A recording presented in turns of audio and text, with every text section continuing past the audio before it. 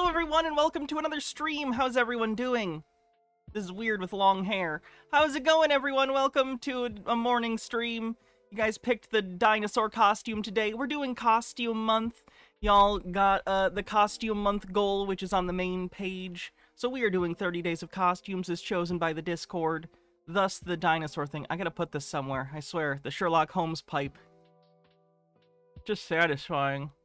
So today, we're gonna be taking a look at random stuff. There'll be some chili, there'll be some VHS stuff, some conspiracy, it'll be all over the place. I'm doing this early today just cuz, and in terms of secret, it's just part of the title. That's fine. So let's see what's going on in the chat. Standard display name, thanks for 16 months. Professor Daddy, thanks for 22 months. It says secret. Yes, the secret is I'm somehow awake before noon. Legendary Super Lesbian, thanks for a hydrate. Can do. Thank you for gifting a sub to Casfell TV and the SCP Foundation. Very nice. I miss Casfell. Trey, thanks for a 3-stream streak, says, hey, this stream counter is definitely wrong. Sorry. Twitch does that. Don't know why. So yeah, it's just a stream. It's just a stream and we're hanging out early. So let's see what we're gonna take a look at first. I'm thinking chili, because, Chili's finally posted a new video. Normally I watch these before I watch them with you, just to vet them, to make sure that I'm prepared and I know if anything interesting happens.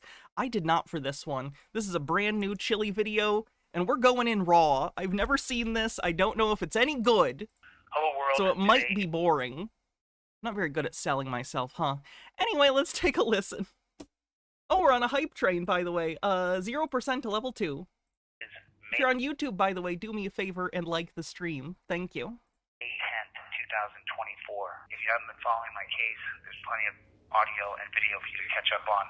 I was put in jail for obstruction, a charge that nobody gets put in jail on, but they put me. Oh my god, he finally correctly said he was put in jail for obstruction instead of filming the police. Wow, is he actually improving? Is somehow our terrible incarcerial...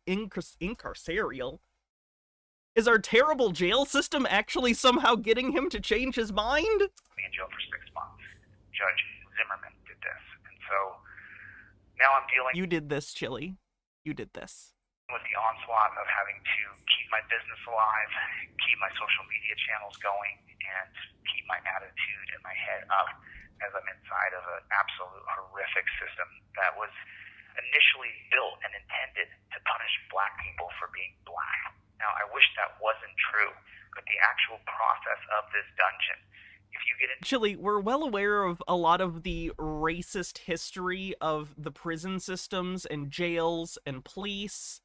That doesn't really have a bearing on the fact that you did the thing that you are guilty of. I understand that you want to use this and pull this out to be like, so it's unjust what happened to me, but the thing is, you're not a slave, you aren't black, so let's calm down a little bit with that when you're trying to take on the burdens of other people's historical, you know, subjugation. It's just not for you. It's just not for you, Chili. ...trouble in here, and they put you in the hole. They don't give you a book or a pencil. By the way, in his, he did filing. He and his lawyer did a filing for his appeal, which was really racist, because there was a part where the appeal basically said, if Mr. DeCastro was black, would he have been charged? The implication being that if you're black, you're less likely to get arrested, which is an incredible leap, and the opposite of what he's saying here. So, very strange, Chili, very strange behavior. Thanks for the level 1 hype train. That means your brain cells shrink. An antisocial man who commits crimes is more likely to be more antisocial and commit more crimes if you shrink his brain cells. Why would they put you in a 6-by-9-foot room and take away your pencil and your book if it wasn't to create you bored? Trying to figure out how big is this office that I'm trapped in to do this stream. Probably about the same as a cell. Kind of depressing. To make you a worse person. And so that's what this system is Oh, Chili, you couldn't become a worse person if you tried. based on. I'm just being sassy, I'm sorry. The entire penal system black people for being black. Now, I'm pretty conservative, so not everything is racist. However, the jail system and the prison system was literally created for exactly the reasons I've stated. And I'm living it. I'm inside of it. I'm seeing it. I understand the processes in here now. It's completely barbaric. It's the most inhumane treatment you could possibly imagine. Now, fortunately for me, Thanks, inside the Clark Unfaro. County Detention Center, there are body cams on the supervising jail guards. And so they have body cams on. They follow a very rigid set of policies, procedures, and protocols. Well, that's good. That's good that the prison guards are wearing body cams. I think that's great. I think that's an actual really good reform for police and, like, any sort of officer in a jail or a prison. I think that's great. If there's cameras, people are accountable, regardless of who's at fault. Whether it's the suspect, or the prisoner, or the cop, whatever's going on, it's recorded. Good. That's a good thing. Lilac with a TikTok. Let's take a look.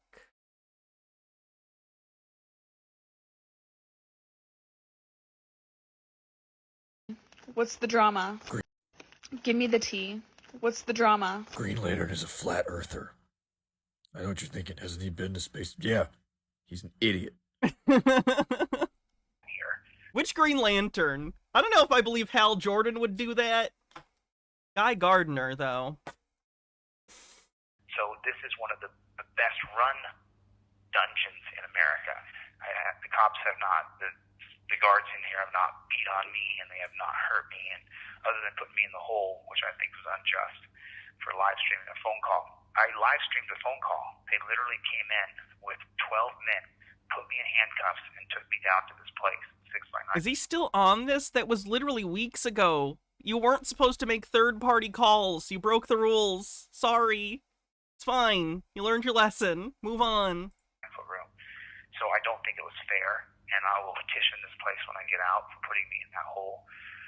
But as far as being May 10th, 2024, I'm 60 days away from the appeal brief. The appeal brief is online. It's been filed. I will call my attorneys, and I'll get it on my website, Legal Laws, within the next 24 hours. I should also explain, one of the reasons, I don't know if I said this, one of the reasons I'm streaming early today is, A, I woke up early, I was feeling nauseous, because I ate a really small dinner last night. I literally had, like, peanut butter and jelly for dinner, and that peanut butter was a little sketchy, I think, just because it's not like Jif peanut butter or like Peter Pan or anything. It's like actual ground peanut butter from the supermarket, so it doesn't have as many preservatives. Anyway, we've had it for a while, but I had just a peanut butter and jelly for dinner, and I was very hungry and my blood sugar was low, so I couldn't sleep, got up, ate. But also, Baja's going to, one of her closest friends is having a bachelorette party. So she's going to be gone tonight. So I and the kiddies are gonna probably watch some movies. We're gonna have a nice movie night. I'm gonna watch movies that Baja would absolutely hate, probably. And probably get high and order some pizza. So it's gonna be a good night. So that's one of the reasons I'm streaming early today, is because I'm gonna have some me time later. Rageology with 50 bits says you're trapped in your office and you even have to listen to your cat's cat crackle and pop. It's funny you say that, because one of their litter boxes is in this office, so you're absolutely right. You're raising money off the back of being trapped where you are, so other than not being totally terrible, you're exactly like Trilly. That's true. That's true. If you're not... What kind of movies does she hate?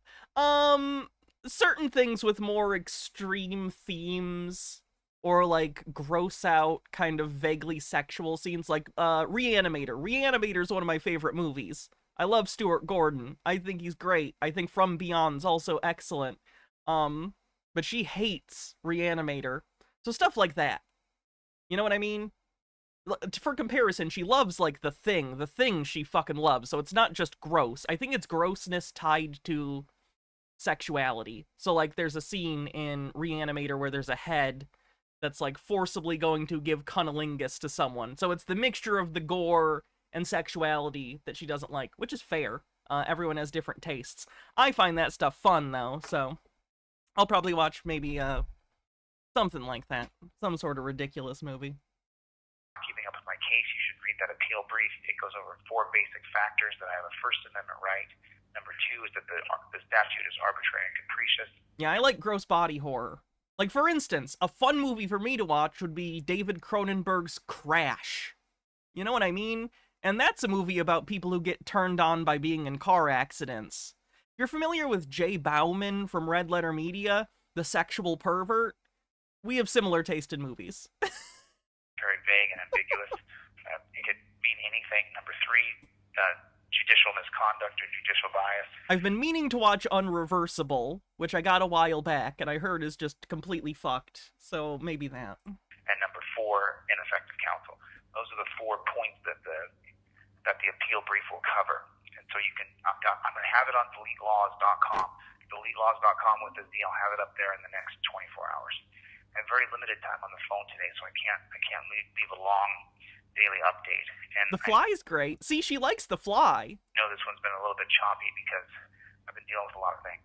This is really... I actually have, this is a more casual stream, so I don't mind pausing a little bit more.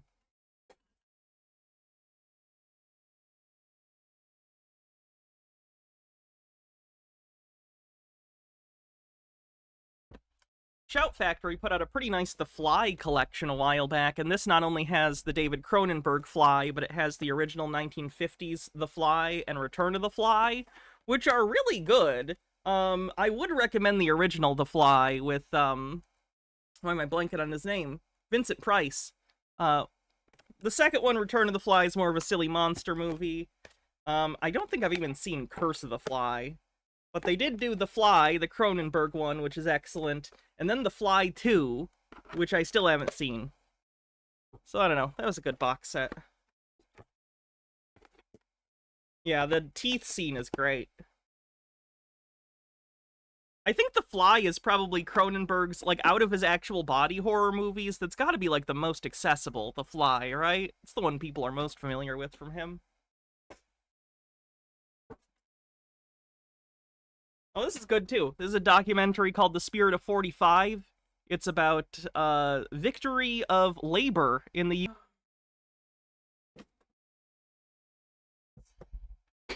Anyway, Brachiology says, Chili's portrait photo looks like he's in the middle of a particularly rough crackle and pop moment himself. He really doesn't know what he unleashed on the internet with that crackle and pop story, does he? Really difficult. However, please keep sending me mail.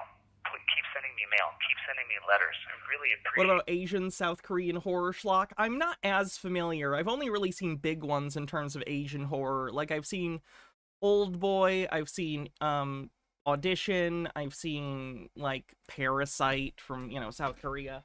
I have, like, a decent bit of, like, Toho kaiju films. I have most of the Godzilla films. I have the Gamera series and some other random stuff. I have a lot of kung fu movies, not a lot of Eastern horror. No. I do have the Ringyu movies, as well as Ju-on, which is the original Grudge series, so I do have those. And also Tetsuo is excellent. I love Tetsuo. I like that I said I don't have much Eastern horror, and then I listed more box sets than most people have of DVDs in general. Fenekigami says, in fairness, there was a conservative congressman who avidly supported solitary until he went into solitary on a dare. When he got out, he joined the movement to try and get solitary banned with equal passion. That's nice. It's good when people change their minds. Get your letters. My mailing address is Jose de Castro, inmate number 1669561, P.O. Box 43059, Clark County Detention Center, Las Vegas, Nevada 89116. That is the mailing address here. So please, keep sending me letters. I really appreciate the letters. Serbian movies. I have a Serbian film. I'll never watch it again, but I like to collect movies with provenance. Like, there are movies I own that I will never watch just because it's like, ooh, I own that movie. That, Solo, Clown House. I don't know. I have a weird obsession with movies that are notorious, either for their content or context. So many letters. The other day, someone wrote me a letter, and I caught myself damn near crying as I read this letter. And I really appreciate you sharing your stories with me, that what you've been through and how you've been cheated by the cops. and the reason why you follow the channel, the reason why you agree with me, and the reason why you feel for me now that I'm in this dungeon. I really appreciate those letters. Jose De Castro, inmate number 16695, P.O. Box 43059, Clark County Detention Center, Las Vegas, Nevada 89116. Keep the letters coming. I really appreciate it. I love it when I get 10 or 20 letters and I get to sit there and just read what you write and escape my own horrific surroundings, because the stories you guys have told. Again, he's in county jail. He is not in, like, some sort of max or medium or even low security federal prison. He is in county jail. Me about your lives and how you were put in jail and at the top of the torture confined you and hurt your wrist. It helps me understand that what I'm doing is correct and right, and that my truth is not just my truth, but is yours as well. So keep writing me letters. And my friend Alan, dude, I love you, bro. I wrote you back. Thank you so much. You are my Quan, dude. You are... The letter I wrote you back, Alan, is freaking hilarious. I can't write back everybody because I get too many letters, but I can write back some of you, and I have. A few of you got letters from me. Thank you. From human being to human being, you know, besides getting the eye care gift packages where I actually get stuff where I can eat, the letters I get is just, man, you don't even know what it does for me. So I just want to say thank you. To my family, to my friends, I love you. I'm staying strong. 60 days from now, my appeal brief will be heard, and at that point, his appeal brief is bad, by the way. On July 10th. I don't think we're going to go over it today because we're doing a variety of things. That'll probably be the next Subset watch. We'll go over his appeal brief, but it is bad. Like, it is riddled with grammatical and spelling mistakes. To the court, bad. So. And I'll be released from this dungeon. So pray for me, keep me in your thoughts. You're in my thoughts. I appreciate you so much. I gotta go. I'll see you guys on the next one. Later, Gators. Jesus Christ, chill. Well, at least he's alive. We know that. I didn't think he wasn't, but I was a little worried that he was getting his phone privileges taken away and that we wouldn't hear from him for a while, which would be fine. It is what it is. But I don't know. I do find it entertaining hearing his perspective from county jail and acting like it's a gulag. Here's a Tex Avery cartoon TV of tomorrow.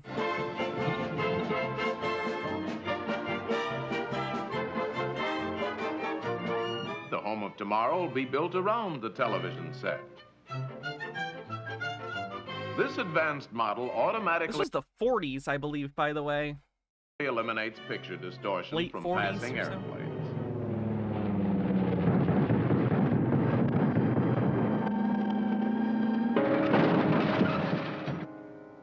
However, it does clutter up the living room for that never-satisfied know-it-all. The guest who is convinced he can tune your set better than you can.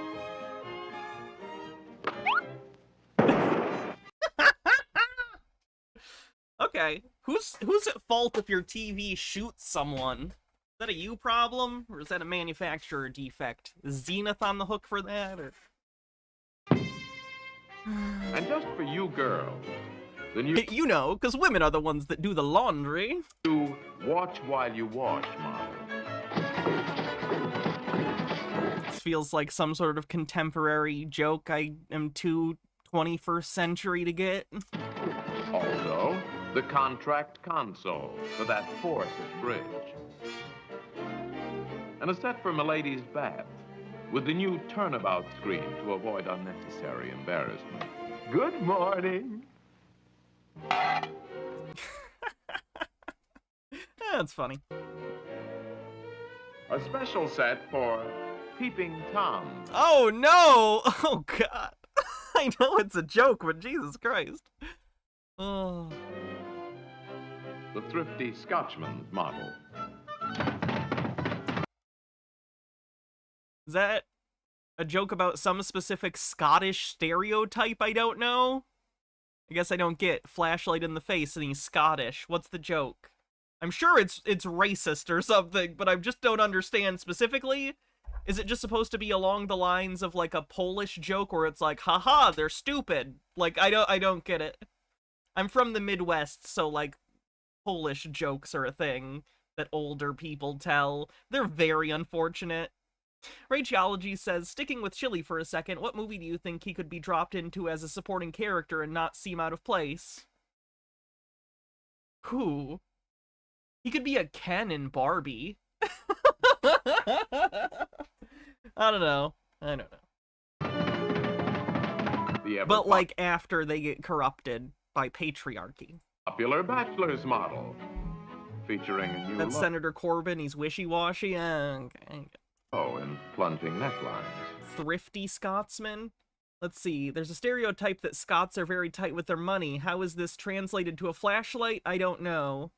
Is it just cheaper? Was there already some sort of common joke about, oh, I don't need a TV, I can look at a flashlight if I want a box shooting lights in my face? I don't know. There's some sort of Rosetta Stone to understand the construction of that joke, and I do not have access to it. Did that TV have boobs? What was the joke there? Plunging necklines. Yeah, I think the joke here is that this TV has tits. Yeah.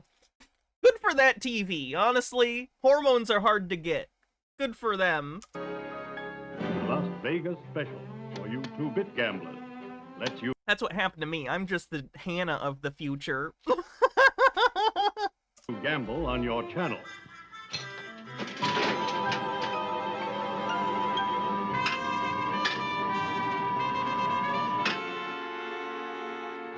Damn, I wanted to see her vagina. You know what they say, when life gives you lemons. Fuck it. This little model should prove popular. It allows you to see all of the pictures. Oh my god, he gets to see the vagina! Hooray, we did it! In the 40s, were people not like boob or butt men? Were they straight up camel toeing it? Were they like on the lookout for camel toe? I'm confused because 2 of the jokes have been based on ooh ooga ooga wanna see lady's crotch. It's just different, it's fine. It's not what I'm used to. Oh, that was it. That was their strong joke to end on, was you get to see the televised pussy. Okay, that's interesting. He had another one that's, The Home of Tomorrow. So let's watch that one.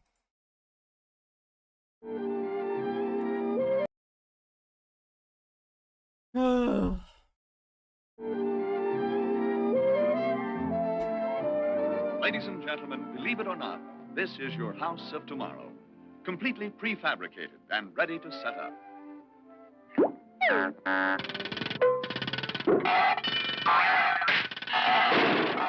there it is, modern in every respect. Why, it even has a separate entrance for each member of the family. For Fido, for Junior, Sorry about that. for the missus, She just loves sweets. for Dad, and an entrance for the mother-in-law. Get it? Mother-in-law jokes. Come inside, won't you? The trophy room contains many rare Wait, we went in the mother-in-law door. Are we the mother-in-law? Deep. exhibits of the hunt. Killed June 8, 1925. Killed April 20th, 1933. Killed September 3rd, 1942. This modern little wonder relieves Mother and Dad of the problem of answering Junior's many questions. Why does it rain? How old am I? I want a bicycle. Did the stork bring me? Can I have some candy? What's a Republican? I want a nickel. When do we eat? Is Santa Claus real? Can I go to a show? Shut up! Parents of the 40s, isn't it funny how we all hate our children and want a machine to abuse them for us? Oh boy. The new all-purpose guest chair adjusts itself to fit any type visitor. For the tall, for the short, and for the mother-in-law. Boing. Oh shit, I thought it was gonna be a spring chair, wow! Tex Avery really fucking hated his mother-in-law, oh my god! M. Scheffler, thanks for 30 months, says, you tricky person trying to end my watch streak with this early stream. For shame! But you made it, though. So there you go. You rose to the challenge. This latest television set features a screen for each member of the family. For the housewife, Get it? Because women be cooking, right? Get in the kitchen, make me a sandwich, woman. Haha! for the kiddies,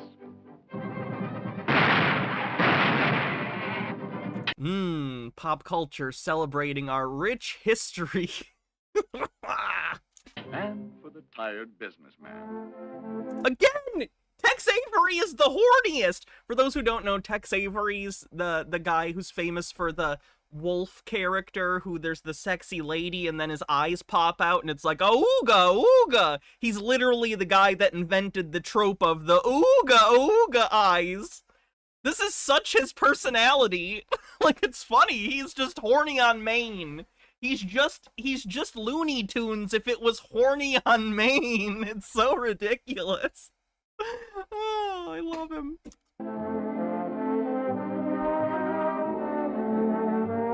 Ooga, ooga, that sure is a lady. The modern bathroom The original Coomer, no kidding.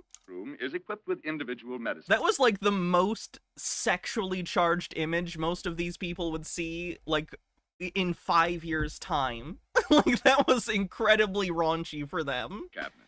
Just a woman standing in a two-piece bathing suit, doing nothing. For father, I think if you showed your average straight man from the 40s a hardcore pornography from the 21st century, I think their dick would explode. And not like in a fun way. I think the pressure would literally explode the flesh of their penis. Like one of those cartoon Tex Avery cigars that explodes and kind of accordions out like a bloomin' onion. Their dick would be a bloomin' onion cigar. for mother, for Junior, To make them shit. Get it? Because you need to make your kids shit. and for the mother-in-law. Again, wow, this is just a vehicle for ways for him to animate killing his mother-in-law. And now, ladies and gentlemen, in closing, Author's barely disguised interpersonal problems. This was stuff, it was this stuff in lesbian pulp thriller novel covers. Yeah, there's actually a really interesting documentary called...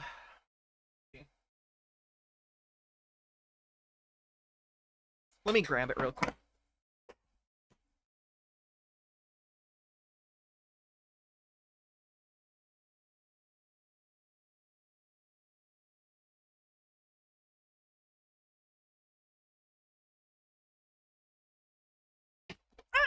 There's this interesting documentary called Forbidden Love that Canada put out. It was produced through like their foundation to the arts or something, and it's all stories of lesbians growing up in Canada in the 50s and 60s and their struggles, and seeing like lesbian pulp novels and how those affected their view of their own identity. It's pretty interesting. I'd recommend it if you can find a copy. It might be on Amazon Prime or something.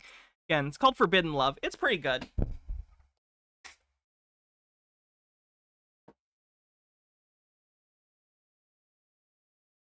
Yes, I have a movie for every situation.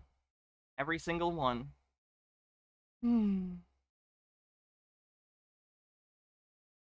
Brachiology says, beginning to think his mother-in-law told him to fuck off when he hit on her and bore a grudge. He's like, I just saw No, The Graduate was the 60s. That doesn't track as a joke. Never mind. The past isn't just one hegemon, Hannah. You gotta get your decades at least accurate for a joke. You can't make a The Graduate joke in the 40s. That's 2 decades wrong. Dustin Hoffman wasn't even born yet. Or if he was a baby. we Oh, you too, Odd Tall Man. If you're on YouTube, by the way, and you got here recently, do me a favor and like the stream. sincerely hope you have enjoyed this preview of things to come in your house of tomorrow.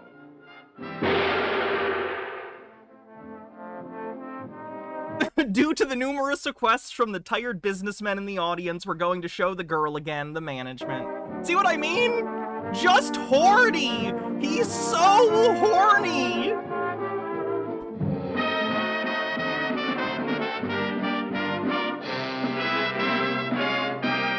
Jesus Christ. Oh, he did. He needed a bonk. He needed a bonk real bad. But what are you gonna do? Okay, what are we gonna do next? Ooh, one of our favorites. Hold on.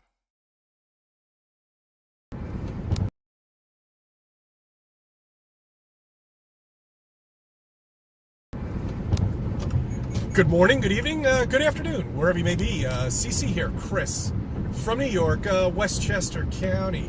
It's 5/9/24. There's a beep. There's a fire alarm that needs batteries. It's gonna drive me nuts. Woo! Those ballers must be exhausted, man. No, really, they must be exhausted because spinning at 1,000 miles per hour, what are you holding on to? How? I share the same reference frame, the same inertial reference frame as the Earth, so I don't feel that motion, because motion is relative. You only feel acceleration. You keeping your hair looking so great. I mean, really, you're spinning at 1,000 miles per hour, falling over backwards. Holy shit, how do you do it? You must be in great shape, man. You see, it doesn't matter for me because I know we live on a flat, stationary land. The 1,000-mile-per-hour spin doesn't bother me because I know it's bullshit. We're all standing still, but the ball earthers, whoa, they must be tired, exhausted, scared, frightened for their lives. We're going to war! What is he talking about? Jamie Lynn with 36 months. Ooh, happy 3rd anniversary and a new sub baby. Says, hi Hannah, this is our 4th baby together. Can this baby get a really good name? I've been a good girl, I promise. Let's see. This baby's name is Westchester County. This is where Chris is from. Your baby is where Chris is from. How's that? Everybody's gonna die! By something, a meteor. I think they just found another meteor. It looks like another joint. That's great. But this one's a flat joint. Somebody must have sat on it. Has he been smoking joints? Jesus Christ. Oh, man, I mean, it is just hysterical. How I believed all this shit is unbelievable. And the fucking news, Palestine, Ukraine, I mean, colleges are closing down. You want something to Jesus Christ, the amount of bumps he's hitting. The roads in Westchester County must be dog shit. And I live in Michigan, where roads are optional. Fight about? Okay, kids. Hey, Gen Zs, or whatever the fuck they are. I got something for you to... He's getting there, Italian Shakespeare. He's getting there for me. Protest? Why don't you protest the fact that your school's being closed down and you can't graduate? No graduate. Well, you can graduate, but they're going to do it remotely again, like they did in COVID. Remember COVID? Yeah, that's that mysterious thing that was in the air, that if you breathed, you die. That's something to protest about. I would really be disappointed in my college spending all of that money and not even be able to get any graduation pictures. That's something to protest. What you're protesting about, you don't know what the fuck you're doing. Half the kids that are there aren't even from the university. They just found out that they're from, like, Washington, D.C., and they came in. I mean, you can see how fucking bullshit, how much bullshit they have to put in the news to keep you occupied. To keep you thinking that something's going to happen, that it's the end of the world, or whatever it may be, to keep your mind off of thinking. Think! You do not live on a spinning wet ball. You do not... It's interesting that he seems to think that the complicated world we live in, where there are a variety of, like, issues at any given moment being covered by the news, both mainstream and niche independent outlets on the internet, he thinks all these things are distractions from his pet cause, which is flat Earth. That's not how the world works. The world is complicated. The world is full of billions of people and countless groups, all working towards their own interests. Some in the same direction, some directly opposed, some perpendicular. It's just... the world doesn't work like this teleologically, where there's a top-down orchestrator puppeting everyone. It's a lot of chaos, and the net result of that chaos is the world we live in, and it's inscrutable, because no one can really fully look at the world and understand everything within it, or the systems, or the people, or the groups. You just can't. So we all look at our little slices, and we do our best to extrapolate the rest from the slice we see. And that's always wrong. It's always inaccurate, but we all do our best. All models are wrong, some are useful. Your worldview is a model. Some are more useful than others. Chris's is broken to the point that he is in complete dysfunction. He cannot operate in the world. The slice that he has constructed for himself mentally is so incorrect and leads him to extrapolate such ridiculous nonsense that he cannot see the world even close to what it might be. It's just wild seeing someone whose worldview is so off. Not live in a solar system. Dinosaur. Dino today. Dino one. You do not... space does not exist. All of this is bullshit. Okay? All of it. I mean, it's if it's not obvious to you now, we can't help you. Okay? If you can't open your minds and just say, hey, you know, something's wrong here. Everything seems to be not right, you know, with life and the way we're supposed to live it. You know, why are they pumping everybody up with everything they could possibly imagine? I'm picking up a... We've got to pump you up. Jamie Lynn, thanks for gifting a sub. Patient today, actually, and he'll be getting his... yeah, his blood pressure must be bonkers, considering how much he stresses himself out about things. 8th, 6th COVID shot. I mean, really, you know, this is great. I don't understand, even when COVID hit, that people had all of this time on their hands to do shit, but they ended up doing dick, and they sat on the fucking couch on their fat ass and watched Netflix for fucking 4 years. Or 3 years, whatever how long it was. As a matter of fact... excuse you, I was watching my Blu-rays. As far as I'm concerned, we're still in it. You know? Well, that's just inaccurate. Yeah, I finally found a car holder. I'm not too happy with it. It bounces around a little bit, but, you know, what are you going to do? You know, these things are like, they're shit. They're all outsourced. Everything is outsourced in this country. You know? I mean, it's unbelievable. Oh, I don't know Italian Shakespeare. We don't know enough about his situation to know where this stems from specifically. The administration is a joke, okay? Biden is not running this country. It could be the Clintons. It could be Obama. It could be... oh my goodness, he thinks Obama might secretly be controlling the country. My goodness, that's delusion. COVID is still a thing, but that's not what he means. He doesn't even really think COVID is a big deal if he thinks it exists at all. What he's talking about is a state of lockdown, not COVID itself. Rockefellers, who knows? You know, who knows? I don't think they probably have anything to do with the administration, to be honest with you. They're more concerned about us being trained here on this flat plane and not think... Benekagami says, Chris, when you sound more conspiratorially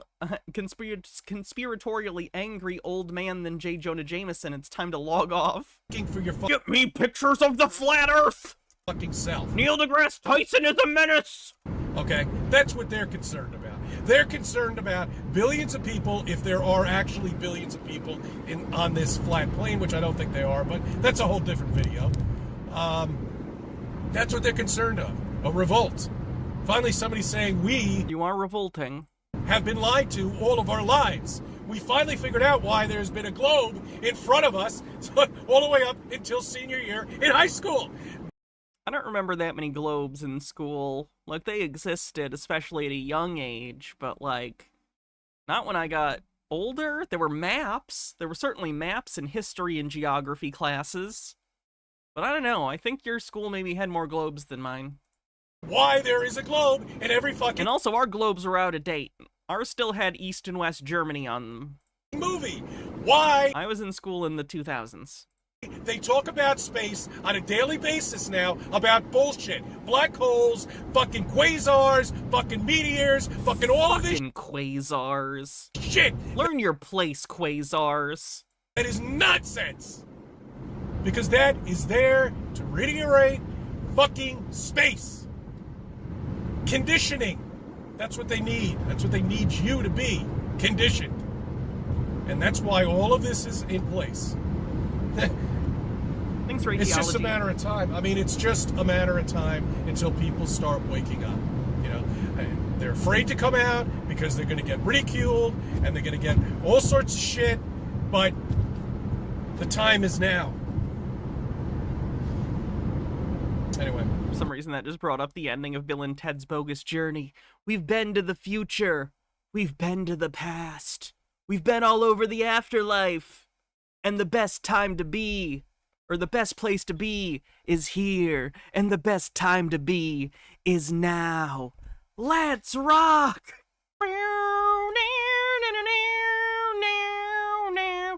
Goddamn, Bill and Ted's Bogus Journey. Underrated sequel. Station. My Greek Easter's over. Christos Anesti. Adios, Anesti. I hope everybody had a good weekend. I enjoyed myself. We were upstate, and it was just fantastic. I love going up there, you know. Not a car, not a siren, no bullshit, no people. Just the woods and you.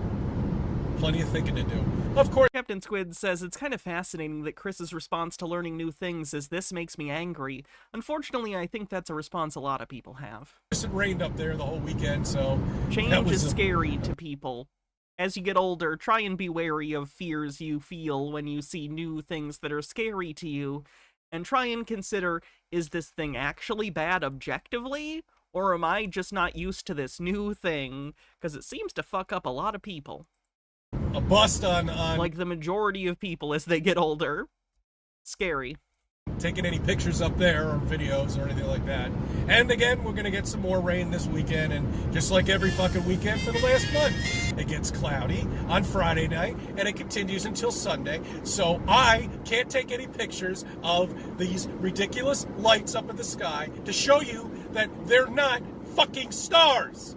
That these are wandering stars. They're lights inside the wandering stars is the literal definition of planet. Dome. I don't know where they are. I mean, you get to a certain altitude, you don't see them anymore, so maybe it's just a projection. Wait, he thinks that if you get high enough, you stop seeing stars? I've been saying about the moon and the sun. Yeah, I saw the northern lights a little bit. Baja saw them more than I did. She saw a really big one. I wasn't there when it happened. But I did see the picture. Your answer. Those two things up there, the sun and the moon, are your fucking answer to find out the truth. Focus on those. Let's get that projection that's behind the sun, that's projecting the sun onto us. Because that's not the sun that you're looking at. That is a projection. Okay? I'm not sure what the moon is exactly. Jeez. I believe it might be a projection too. I don't know. I know you can't land on it. I know it's not as big as they say. You look at the shadow when you have an eclipse, it's only 70 miles. I mean, all of this stuff is there for you to figure out. For you to say to yourself, wait a minute, something's wrong. Why is the shadow only 70 miles? Why does the sun project a shadow of something that's exactly the same size? You know what I noticed though? When the sun gets in between the trees here and the branches, it gets distorted. But when anything else, like when a plane passes by it, you can see the projection of the plane perfectly. It's just something with the sun projecting through with the branches of the trees that I have to investigate a little bit more. As I have to do with mud flood, as I have to do with the digital world, because that's what we live on, the probability, the possible, sorry, it's a tongue twister, possible probability of beyond flat Earth. Anyway, it's I'll touch base with you tomorrow. I'm gonna put some things together. Hopefully I can do something this weekend. Maybe we'll get some clear skies and patches or whatever. I could start using the camera. Apparently they discontinued the P1000. Because the new model's out. Can't get it anymore? Uh-oh, I guess you're shit out of luck. Well, I got one. I can play with it. All right, I thank you. So dumb. Let's see, Stone Corbell says, I don't know why, but him coming off that rant just going, I don't know what the moon is, made me lose it. And Ashley One Up says, oh god, he's into Mudflood now. He has been for a while. It's unfortunate. He's into the Tartaria Great Reset stuff.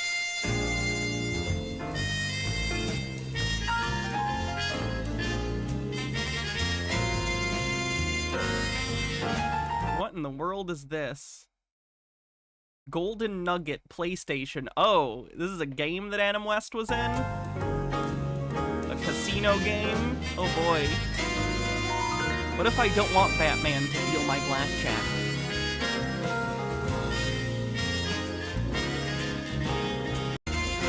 I'm gonna get to the Adam West part.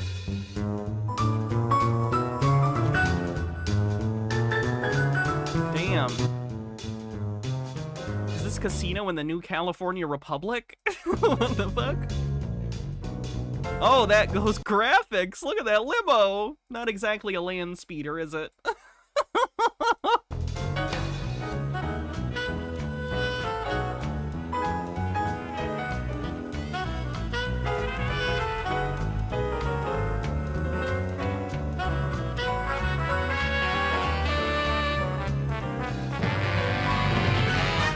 Good night, Las Vegas.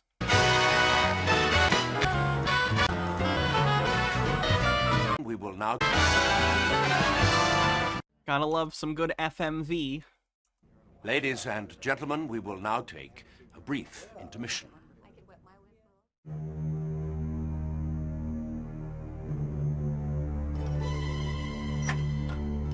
I think someone should come out with a game that's like an homage to FMV games and have it be a game similar to like Night Trap or Double Switch, where you're switching between cameras and stuff, but really lean into the tropiness of a full motion video thing. I think that could be fun.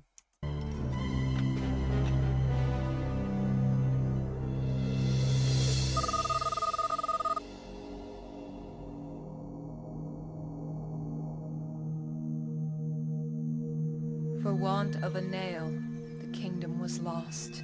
A butterfly that stirs the air in Peking might cause an earthquake in San Francisco. This is a gambling game, isn't it?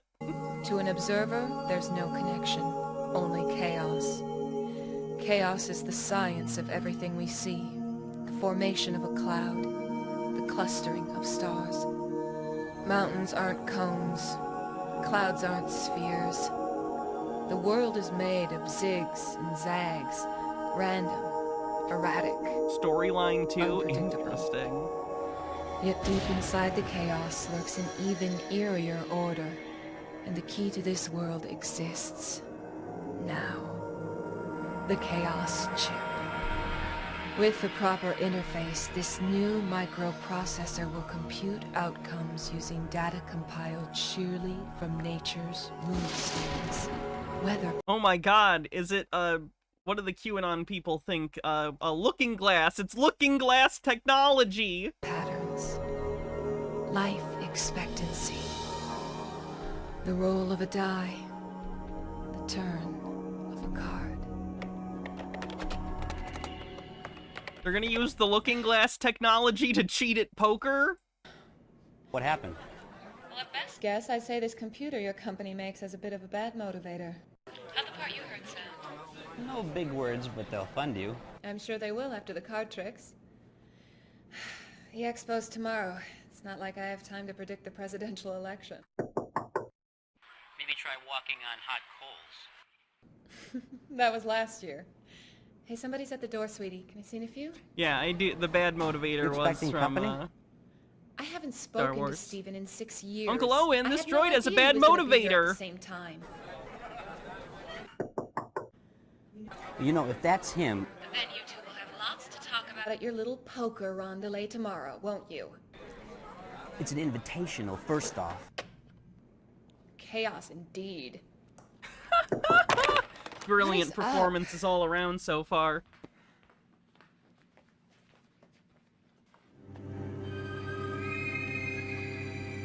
Look at that fisheye lens. God damn.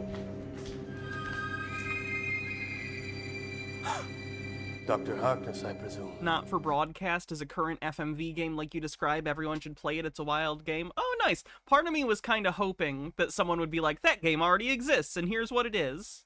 So that's good. Thank you. Someone sent this. Roundabout. I'm assuming this is a similar... Hi there. Giorgio Manis? Meet Giorgio Manos, the world's first revolving limousine driver.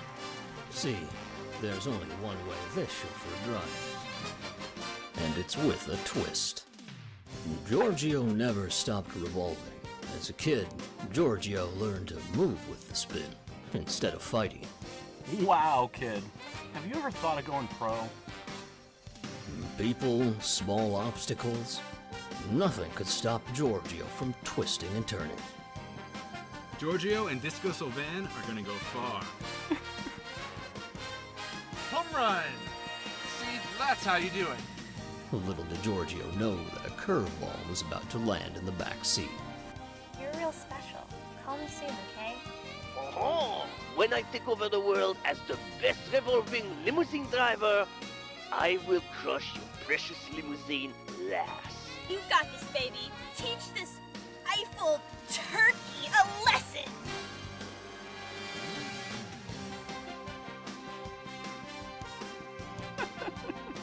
With a limo license, the world was Giorgio's oyster.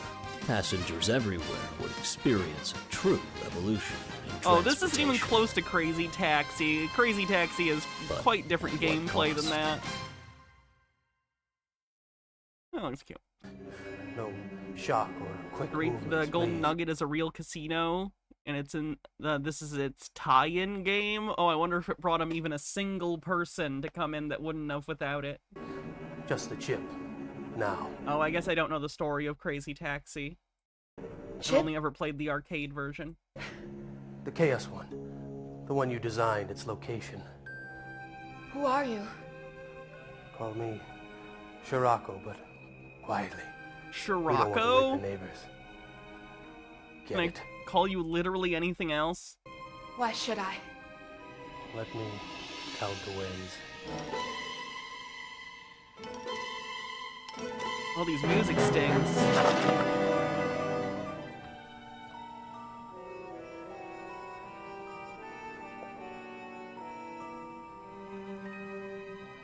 Where is it?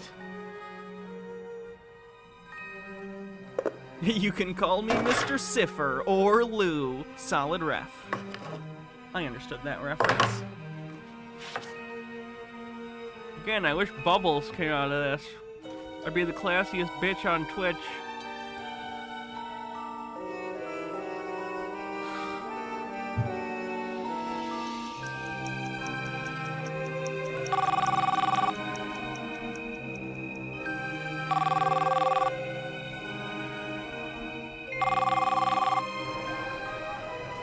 Steven, it's me.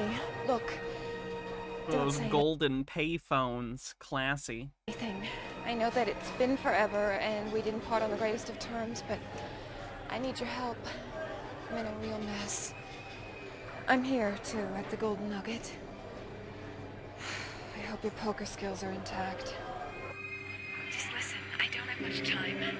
Someone stole something very important from my hotel room. It's a microchip. It's a processor that... Trust me, it's a toy everyone in Las Vegas would want.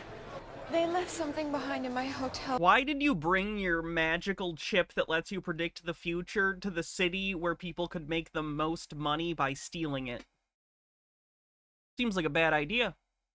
Maybe you should have took it literally anywhere else. Room. It's a registration form for the poker tournament. There's some writing on the back I can't quite make out. It's weird seeing me while it's still light out. It's true. I'm a day walker. Fear me. Anyway, whoever it is might still play, and if you could just... I don't know. Ben's around here somewhere. Maybe you could find my friend Melanie. Sorry, I'm still so high maintenance, Stevie. That's fun, anonymously. I'd get something stupid like that. I love that kind of dorky shit.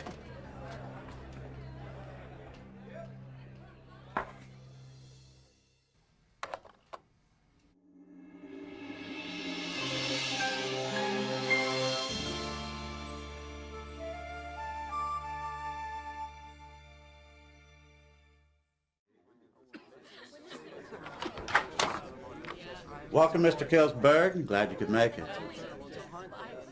My dear sir, there simply are no vacancies. I find no record of your reservation whatsoever. Look, I'll pay you anything reasonable.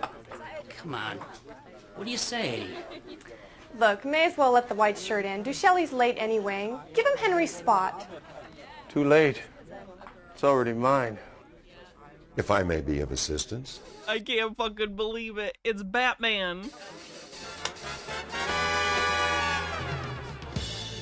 Mr. Swain? Mr. Farland may have my seat for the first joust. It seems I have business elsewhere. There you go. Did he call him Mr. Wayne? Mr. Swain? Are they trying to imply that he's Bruce Wayne? No, Swain. Mr. Swain. He's not Bruce Wayne. He's Mr. Swain. Legally, that's different. Mr. Farland may have my seat for the first joust. It seems I have business elsewhere. There you go. Well, well, so you're Killsberg. Bruce Swain. Told me so much about you. My name's Swain, but anybody who knows me from Adam calls me Hugh. I gathered... Hugh Swain? His name is Hugh Swain? Go fuck yourself!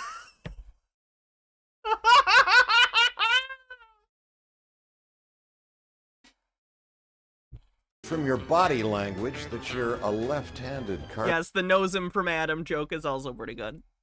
player. A little disconcerting since I see that you've neglected the laces on your right shoe.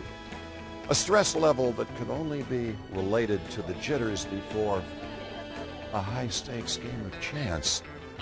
Or to the comments I overheard this morning from a young woman at the payphones. Please do the Batusi. Downstairs, since she called her speaker Stevie. It can only be assumed that you're he and here for her. Or He one really of the is perfect for FMV games. They're so campy and artificial, like his style fits. has become vaguely confused. Can we go back and show my aunt this? For those who don't get that reference, I've told this story before. My aunt worked as a model at the Detroit Auto Show one year, and Adam West was there because the 60s Batmobile was there as like a show car, and he hit on her and tried to sleep with her. And frankly, I'm disappointed she didn't take him up on that. I'm just saying, I'm pretty sure she was single at the time. If I was single and I got hit on by Adam West, even 90s Adam West, yeah, I'm gonna fuck Batman. Come on, I don't know. I feel like that's a wasted opportunity. Hydrate. Though my suspicions perhaps sound At minimum, that's a great story, right? deranged to the common ear, I think there's more to this friendly game of chance than meets the eye. You keep that eye Adam West might have been married then, yikes. He and his wife might have an agreement. We don't know their relationship. on your opponents. I'll be in touch. They might have an open It's thing. your turn at bat. Or had an open thing, I don't know. Rockagom says, I'd recognize that voice anywhere. That isn't Batman, that's Catman! Yeah. Oh, I'd like one. Can I get a refill, please? Gentlemen, ladies, welcome to the Golden Nugget and this year's preliminary poker invitational. Beginning on my right, please state the names by which you wish to be known. I'm Joanna Kurtz. Hello, everyone. Ben Farland. Great to be surrounded by all of you. especially the famous Mr. Killsberg, who needs no introduction. Mr. Farland, Mr. Killsberg, welcome. Hi, I'm Tacy. Short for Tracy. Sirocco. Tracy long enough that you needed to get rid of the R. Tacy. That's not even a name. That's not even a nickname. If anything. Sheila Warwick. Call me whatever you like. Within reason. Thank you all. Let's get started.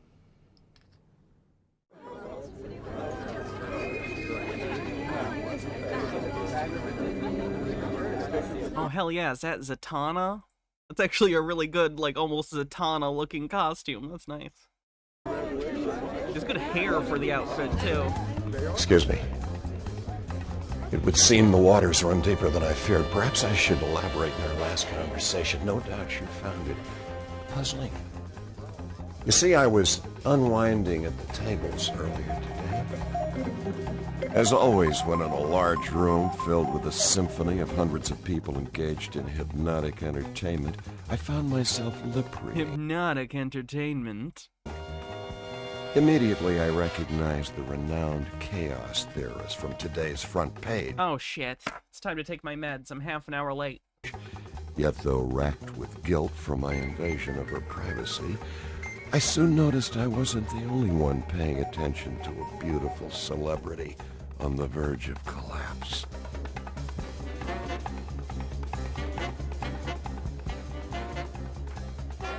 It is a CD game, but it's not Batman. So it is Adam West.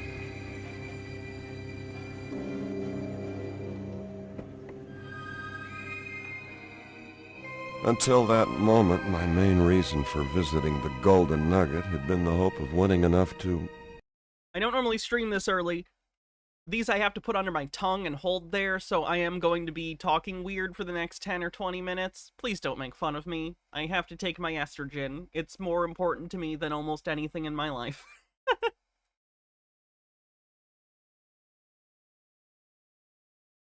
Well, let's just say I drive a guzzler and have a charming collection of pets. I'll be your guzzler. But suddenly I knew a storm was gathering, and this scrap of paper began to look like the only umbrella in the entire western state since we last spoke. I examined this telltale tatter using what few items in my crime lab I had time to pack in my duffel. Although encrypted in Pig Latin, I deciphered this curious phrase written on the back in fresh black ink. Why was 6 afraid of 7? Signed, Bullets Over Kings.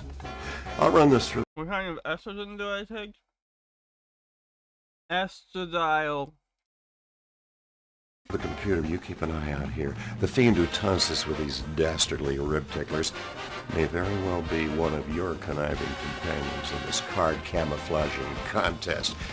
Keep them clueless, casually, if can. No, save your questions till later. I'm in motion.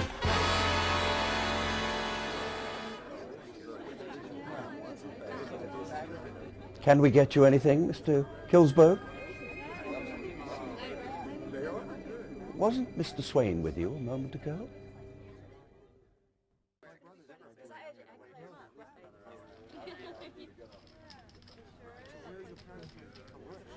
You really are an excellent player, you know that?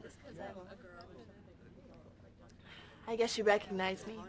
Max Chilton's my father. He's in town to unveil his new Atom Smasher at tomorrow's expo. Personally, I've never understood any of the stuff his company makes. RAM, ROM, it's all geek to me. So he gave me a little pocket change, and here we are.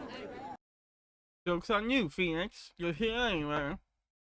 Frank Kagami said, an artist former friend of mine is Adam West's second cousin. Hell yeah. Two people talking.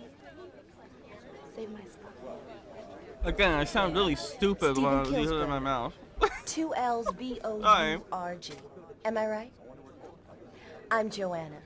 I crunch numbers for Henry Ducelli's Shark Tank. One of the smaller ones. They only make the little stuff. Like weather satellites? Say Aaron Burr? Aaron That girl's Burr! father used to work for me. But the cool thing about the backstab is, you only need that one good twist. And it's over. And now Max Chilton owns my old company, and I'm Girl Friday for an obnoxious tycoon. I'll tell you one thing. When I've won enough to get my new company off the ground... Pardon me, Daddy are you Buck's Aaron Burr, Chilton's gonna sir? learn one good cut. Procagon with 100 bits says, Sally sells seashells by the seesaw.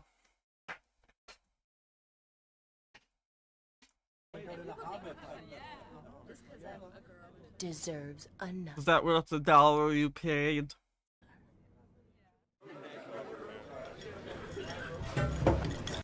How much wood would a woodchuck chuck if a woodchuck could chuck wood? Seashells by the seashore. Steven Kilsberg. Alright, stop. Collaborate and listen. Ice is back with my brand new invention. Something. Grab the hold of me tightly. Flow like a harpoon. Daily and nightly. Whatever stop you. I don't know. Turn off the lights. And I'll glow. To the extreme, I rock a mic like a vandal. Light the stage and rock the chump like a candle. There we go. Stew of mice of men. Tell me about the rabbits, George. Flushmeister. I'm gonna clean you out, you hear me? I'm pretty good at that for having something under my tongue. You have no idea. Don't even think of coming near Shelley. Tension. The #1 cause of bad poetry. And poker. Oh, no offense, Kilsberg. Hugh! Mr. Swain! Hey, is that you? It's Harry. I'm Harry from Pennsylvania, remember?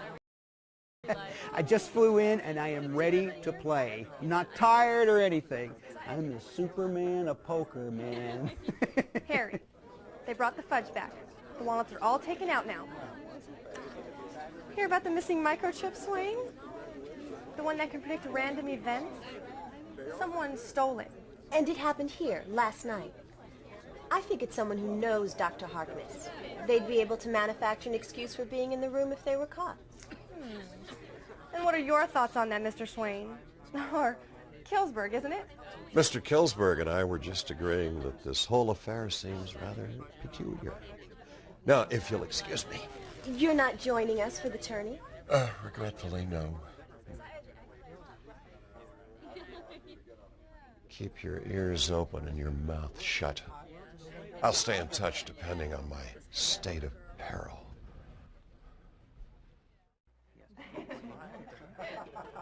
Oh, look who's here. Welcome, one and all, to the Golden Nugget's second annual Poker Invitational. Beginning on my right, please favor us with a name and anything else you'd care to add in. The M. Bison speech from a Street Fighter movie? I'd have to get the script for it. I remember it, but I don't remember the exact wording.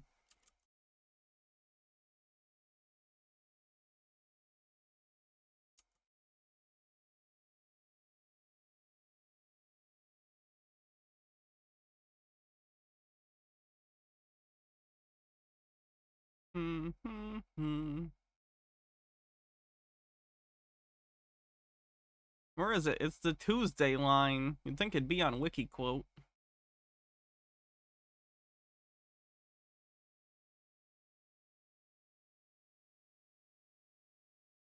Bing video. The world is in shock at the news that the supplier and that the Okay, fine.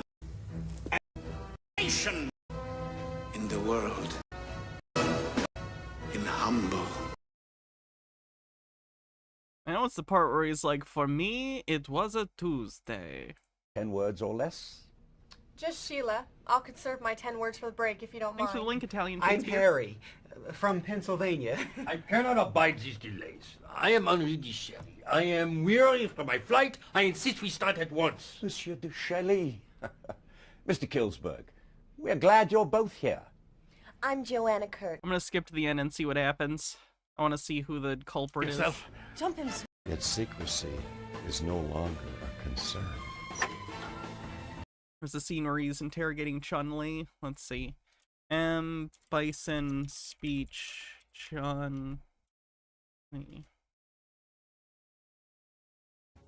It was 20. Let's see. I can use the transcript probably.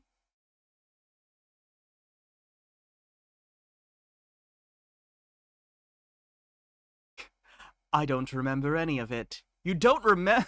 What the fuck? Hold on. A year. My father was the village magistrate. A simple man with a simple code, justice. He gathered the few people that he could to stand against you. Poor Raul Julia. What a badass. You and your bullies were driven. That's it? Okay. I don't remember any of it. You don't remember? For you, the day bison graced your village was the most important day of your life. For me, it was Tuesday. Driven back by farmers with pitchforks. My father saved his village at the cost of his own life. You had him shot as you ran away. A hero. I didn't see that, Orion. 1,000 paces. I'm sorry. I don't remember any of it. You don't remember? For you, the day bison graced your village was the most important day of your life. But for me, it was Tuesday. That was a good line from a very bad movie. Excellent work. But you slipped up, Swain. Too little, too soon. I'll take that now, thank you. There's a slight chance of that, Sirocco. Oh, really? Well, I'm going to count to 3, and if that chip is not in my hand, I'm going to kill you both at the same moment. Now, nobody move. 1. You have no gun. Don't flatter yourself. Jump him, Swain. 2. What's wrong with you? Give him the chip.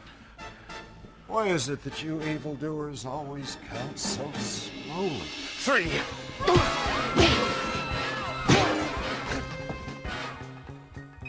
Yes! I've still got it. That was worth a broken hand. The price for panther-like reflexes is occasionally a bruised knuckle or two, Ms. Warwick. Just as the price for every criminal is a tablespoon of time. Oh, Stephen, you've saved everything. Hey, what about my credit? If Stephen hadn't hidden the chip. Oh, so now it's Steven's chip, is it? That thing's supposed to fit in a computer? Yep, that was Adam West. All Big Evil Dutchy Peter VD Valet with a €10 super chat says, in memory of my mother who died today in care home because I was hospitalized yesterday. If not for that, she would have died at home as she wished. Oh, I'm so sorry. I'm so sorry to hear that. I hope you're doing okay, all things considered. My condolences. Hydrate. I can do that. Along, you, my friend, were the real chaos solution. Yet one thing nags me still. 6 was afraid of 7 because 7, 8, 9. Perhaps we'll find ourselves at the same gaming table sometime while we consider this loose thread with the gravity it deserves. But for now, my work here is done. Didn't do anything. Didn't I? Yeah. Good work, Hillsburg. Agent Harry Grimson, FBI. We were worried nabbing Sirocco would get sticky. The actual game is a poker, like, gambling game. It's a casino game. Guess who? Oh, my bride-to-be. These are just the cutscenes. Hey, it is the color of honey. Look, shout. It's over, Benny. Cool.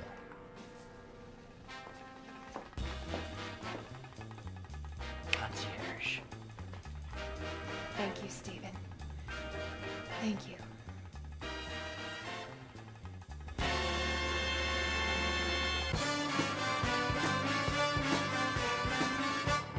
As close to the Batman theme as they could get. Batman.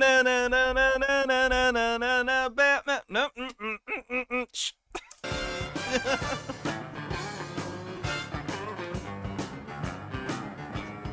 You want to wear a 90s satin dress? Don't let your dreams be dreams. eBay and thrift stores exist.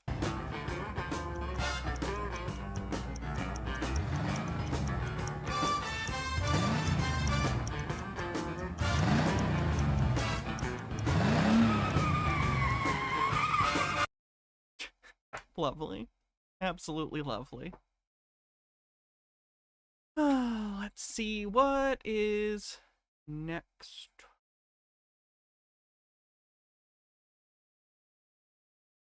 We did the Chris one.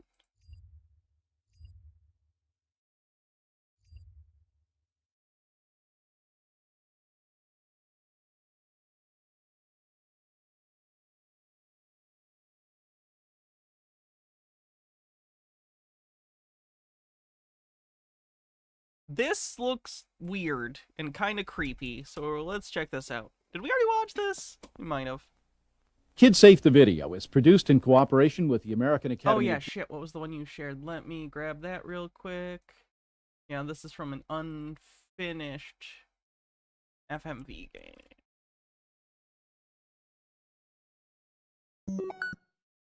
Coming soon from Ziggurat Interactive, Jack is back in the most outrageous FMV game never released. Give it to me! American Hero. My lucky day. It's gonna be an explosive summer. Did you smoke gas? Eat your heart out, Night Trap. The old man has a problem. Not interested. It involves Laura. A dangerous mind control virus. I love you. Oh, please. Me and every other girl you bump into. Oh, God, listen. You control the action. Bartender. Bad news. Bartender. Jack's fate is in your hands. Always bet on Jack. Jack. Back. Available now. How dare you? Night Trap was a masterpiece. That neck drill was incredible. Jamie Lynn says, I forgot to mention that yesterday I went to the courthouse and picked up the paperwork I need to get married to my fiance. Starting to get kind of real. Congratulations. Pediatrics, which is committed to the safety and well-being of all infants, children, adolescents, and young adults. Kid Safe the Video is brought to you by the makers of Triaminic cough and cold products. Because at Triaminic, we want your children to get well and stay well. Okay. That's good. I guess that's good. Nice of them to make it in purple font, too, so it fit with my theme. I'm sure they had me in mind when they did that.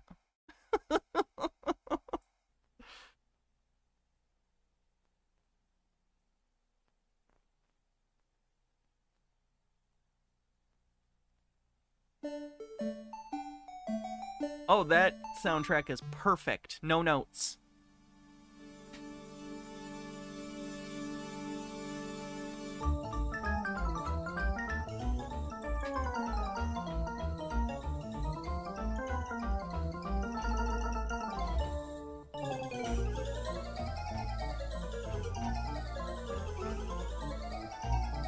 Again, I'm kind of digging the music.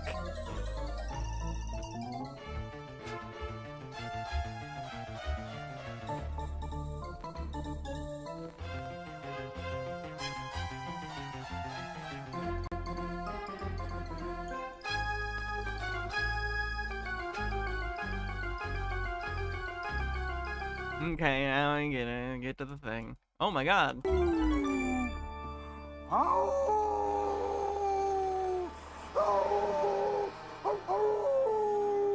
I recognize him. He's been in a bunch of shit, hasn't he? Hi, kids. Welcome to Monster Chiller Horror Theater. Oh boy, we have a scary movie for you. It's all about this little girl who's left alone in her house, all by herself. Died a few months ago? What's so scary about I knew that? he looked familiar. Well, there's a thunder and lightning and And her shirt is trans flag colors accidentally. Look at, what the fuck? Like, that's an adorable shirt. I'd wear that. That's so fucking cute. Oh boy. It's gonna be so scary. You're gonna... So, watch the movie. You're a vampire, not a wolf man? Hey, don't you know? Listen to them. The children of the night. What music they make. He was talking about wolves. And also, Dracula could transform into a wolf. He did so in the original 1930s film. Can't believe it. They treat me like I'm a little kid. Like I've never been home alone before. I've been home alone lots of times.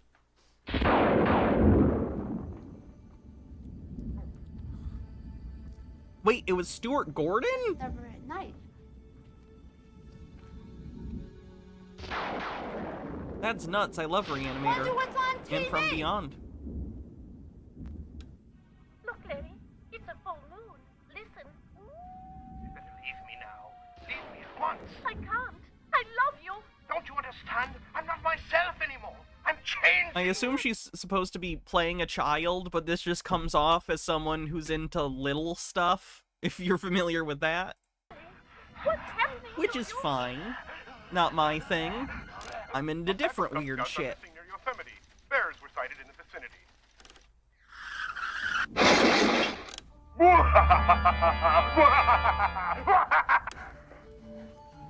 A little cinnamon toast. That'll calm my nerves. A little cinnamon toast.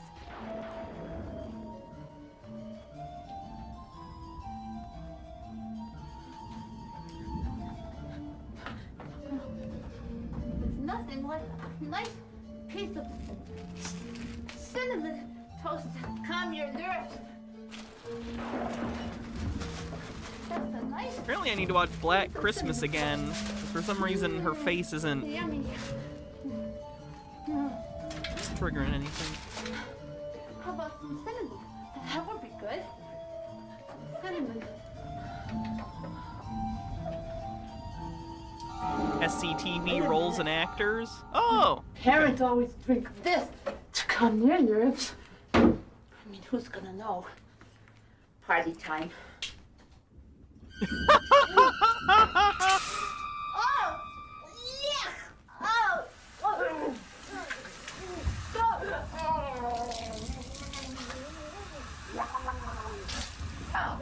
Oh, this stuff doesn't calm me down. It tastes like medicine. Oh, yeah. Bad idea, Kathy. Bad idea. That was too loud. Holy shit. What was that?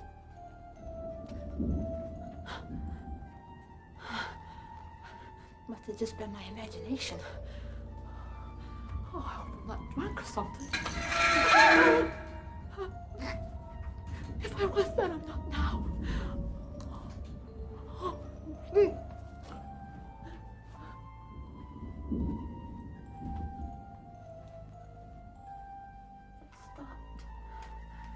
No more scratchy sound. What was I so worried about? Okay, that does it.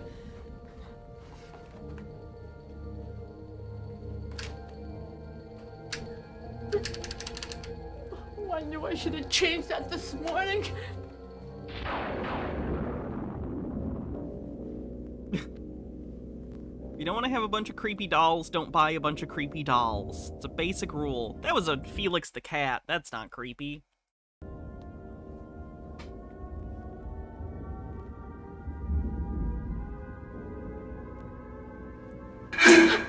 I wish Jareth would show up. It's just a branch scratching against the window.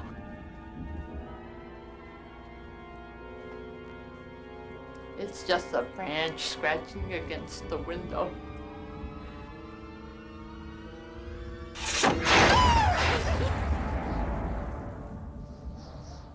It's just a tree branch. It is just scratching against the window. What's that?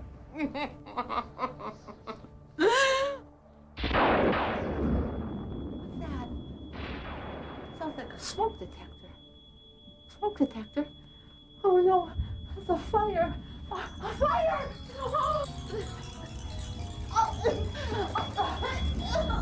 Mr. Duck Sauce, thanks for 7 months, says pizza time.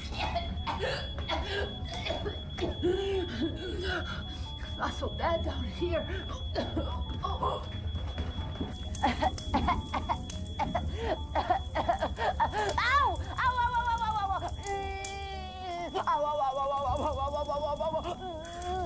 Oh, you stupid. No. I know this is an instructional video on what not to do, but unplug it. What are you doing? Even if you unplug it, don't stick a fork in it. Oh, God. Now we'll see who has the last laugh.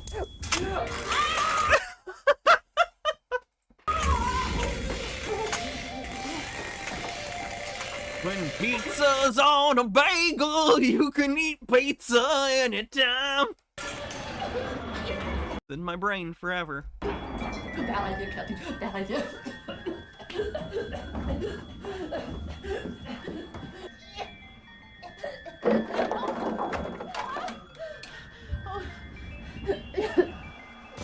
Who's there? Her parents should have asked that nice neighbor, Herbert West, to keep an eye on her, and then when the parents come home and she's dead in the freezer, he's gonna say, what would the note have said? Daughter dead, details later? Answer me or I'll do something that you won't like very much. I'll do something really... Wait a minute. Oh, that's me! That's me. Oh, boy. I can't believe how stupid I was. Where's the phone?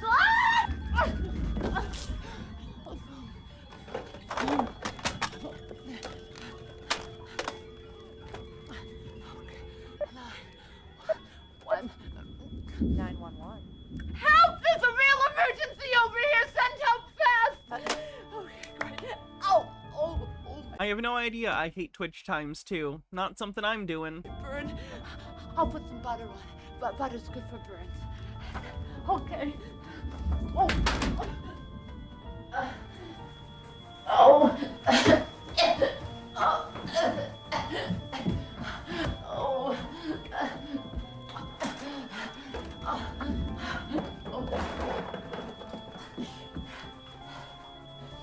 Peanut butter. I wonder if that will work. What's this? I can't read the label. Maybe if I smell it. I don't know. How young is this kid supposed to be that she can't read? You shouldn't leave a kid so young they can't read Home Alone. Oh, no! Ketchup! Oh, I got ketchup all over my face. Well, that's just great. That's great. How old do you have to be as a child to not recognize a bottle of ketchup even if you can't read? Yikes. The other hand.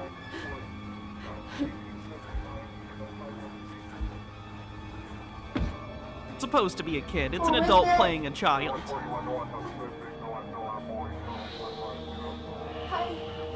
I bring greetings from the people of Earth.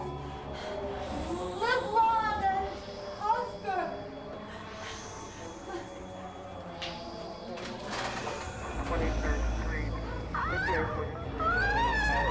I like that he leads with the axe. He was ready to chop down a door. No actual emergency going on, but he's ready with the axe.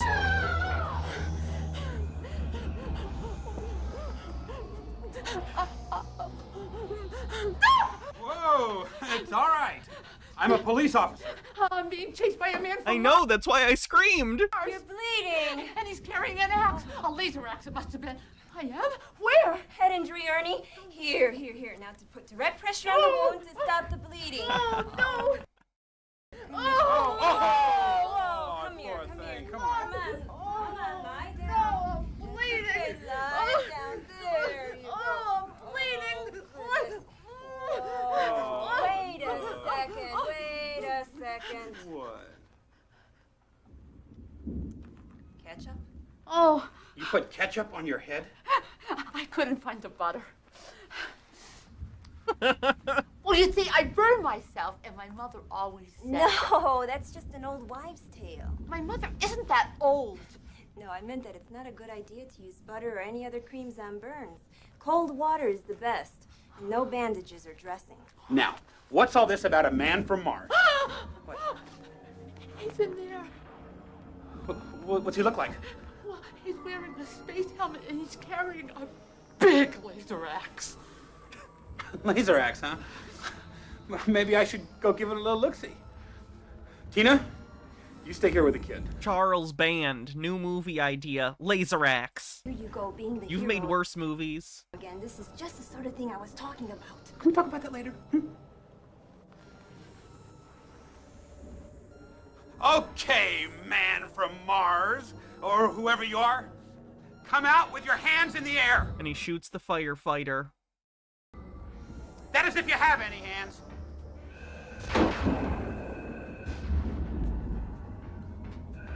This is what you get for your goddamn pancake breakfasts.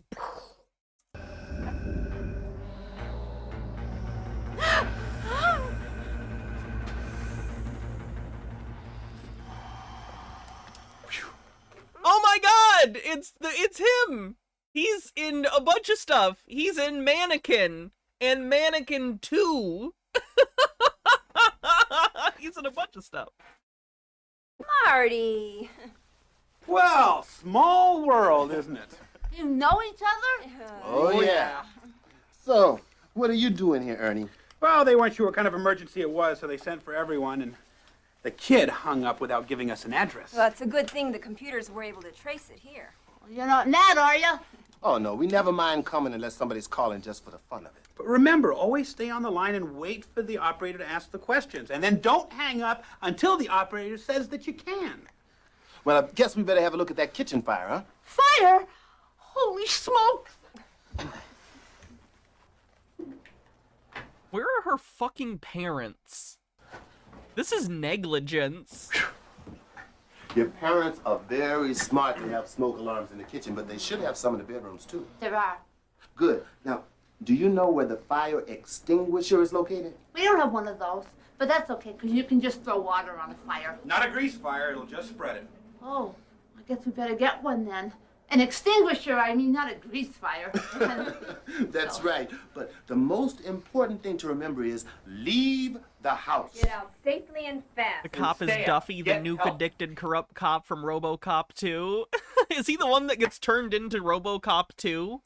And if there's any smoke in the house... Because I don't remember. I know in RoboCop 2, they are trying to make RoboCop 2, and they keep killing themselves. It's a pretty funny scene, actually. Hold on, I'll pull it up. But then they create one that's like, runs on nuke or something. Yeah, this is a great scene of the failed RoboCop 2s. Attorney General Marcos today approved the ED-209 combat unit for deployment in 5 American cities, despite widespread complaints of malfunction. You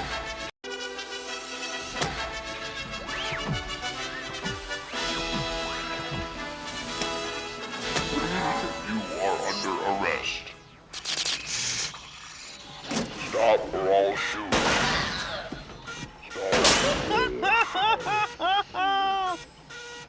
The helmet one's great when he pulls it off and he's like a scorpion.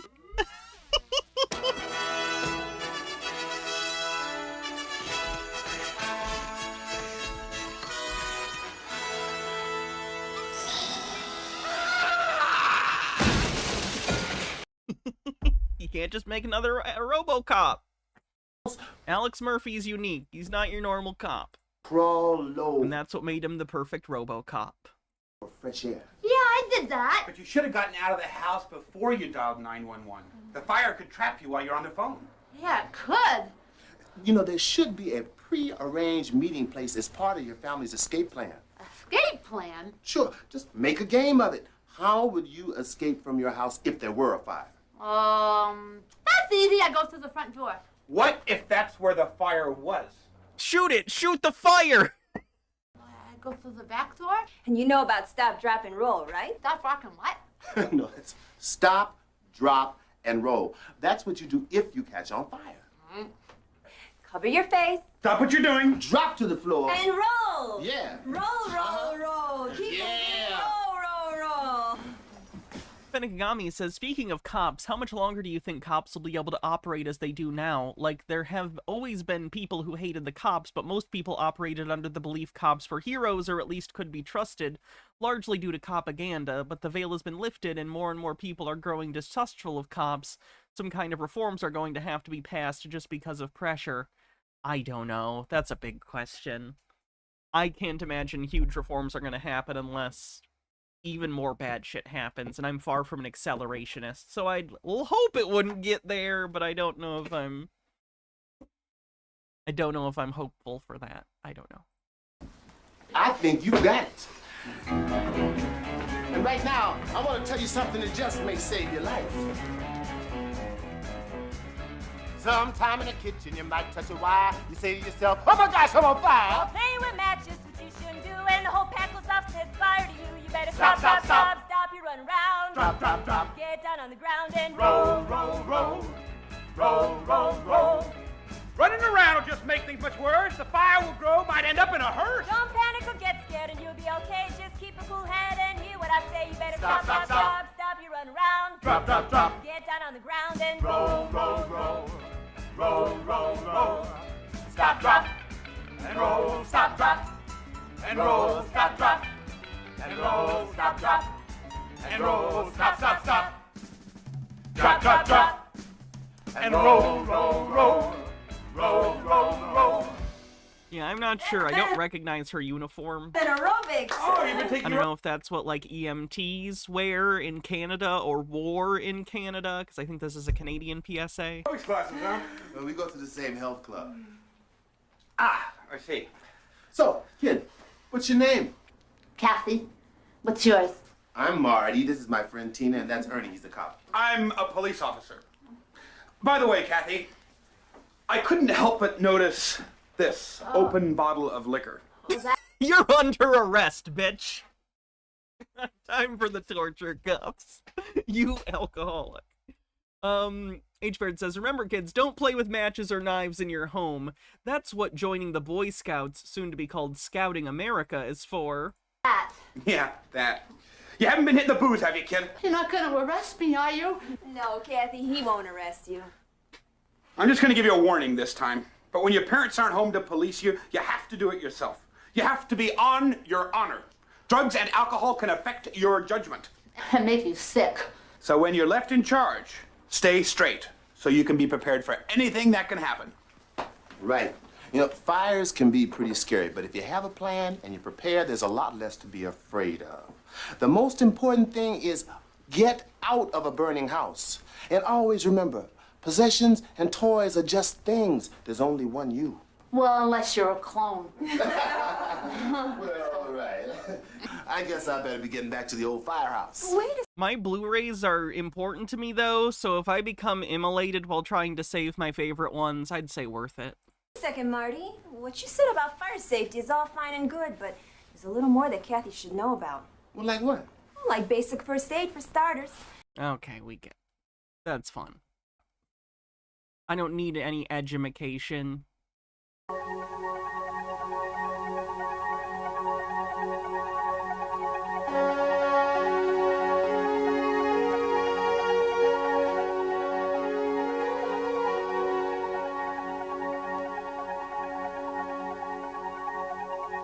I missed the best part. What was the best part?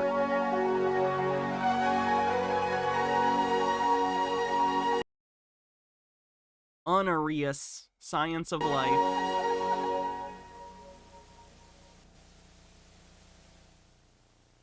Jason Voorhees shows up at the end? Like, seriously? Hold on, let me go back to that. I am a fan of Jason.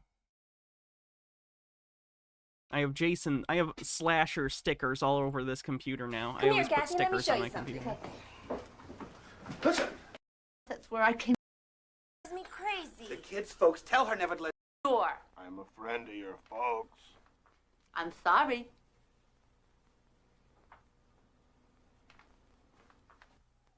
Hey! Oh wow, that's like Jason Goes to Hell Jason, too.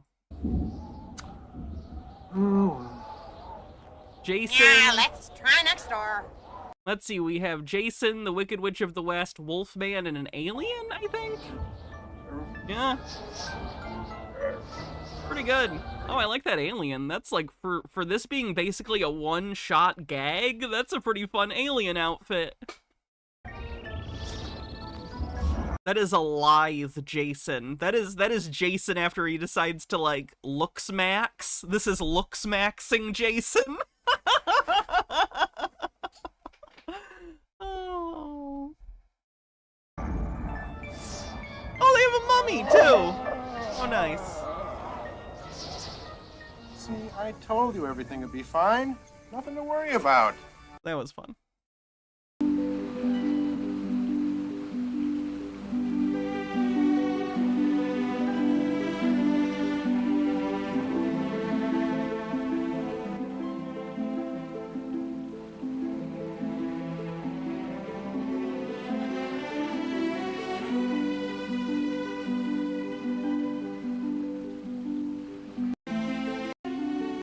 Coming along. Greetings. Greetings, space travelers. I am your space fleet coordinator, Uriel. We speak to you armchair travelers as well as others coming along. As this is a reconnaissance flight, only a few passengers have been invited. Nemesaur, thank you for gifting 10 Tier 1 subs. I appreciate it. Gift subs help the community and the show a lot. So thank you, and thank anyone else who does gift subs or subscribes themselves. It's what makes the channel possible. Thank you, Nemesaur. The space flight to Mars and visit to the underground cities is not fiction, but is a factual, psychic, mental happening. Wherein A factual psychic mental happening is certainly a sentence. you, the listener, will be taken psychically along with us in this great historical event. We sense that you are interested in some data regarding... That's a lamp. That's a lamp that you've made look like a UFO. Radiology says, a friend who works at a publisher recently saved me a copy of a recent 60th anniversary Doctor Who novella where it was printed with the wrong foil cover and the whole print run had to be pulped, other than that one. So it's literally the only one in existence, and I'm saving it in case of a fire. That's actually really cool. the craft in which you will be taking your space flight. You can see that it is one of the circular type vessels, similar in appearance to two inverted bowls with tops together. The craft is 300 feet in diameter and 100 feet from top to bottom, with the three familiar ball landing gear.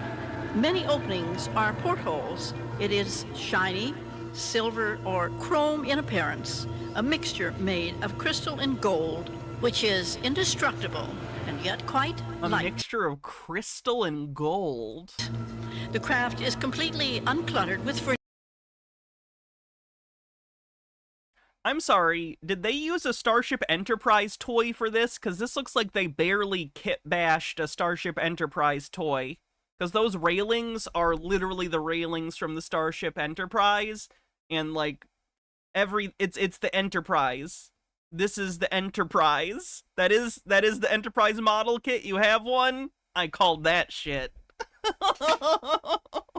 furnishings. The main object in this section is the viewing lens. Gotta get up pretty early in the morning to get that past me, 1970s cult leader.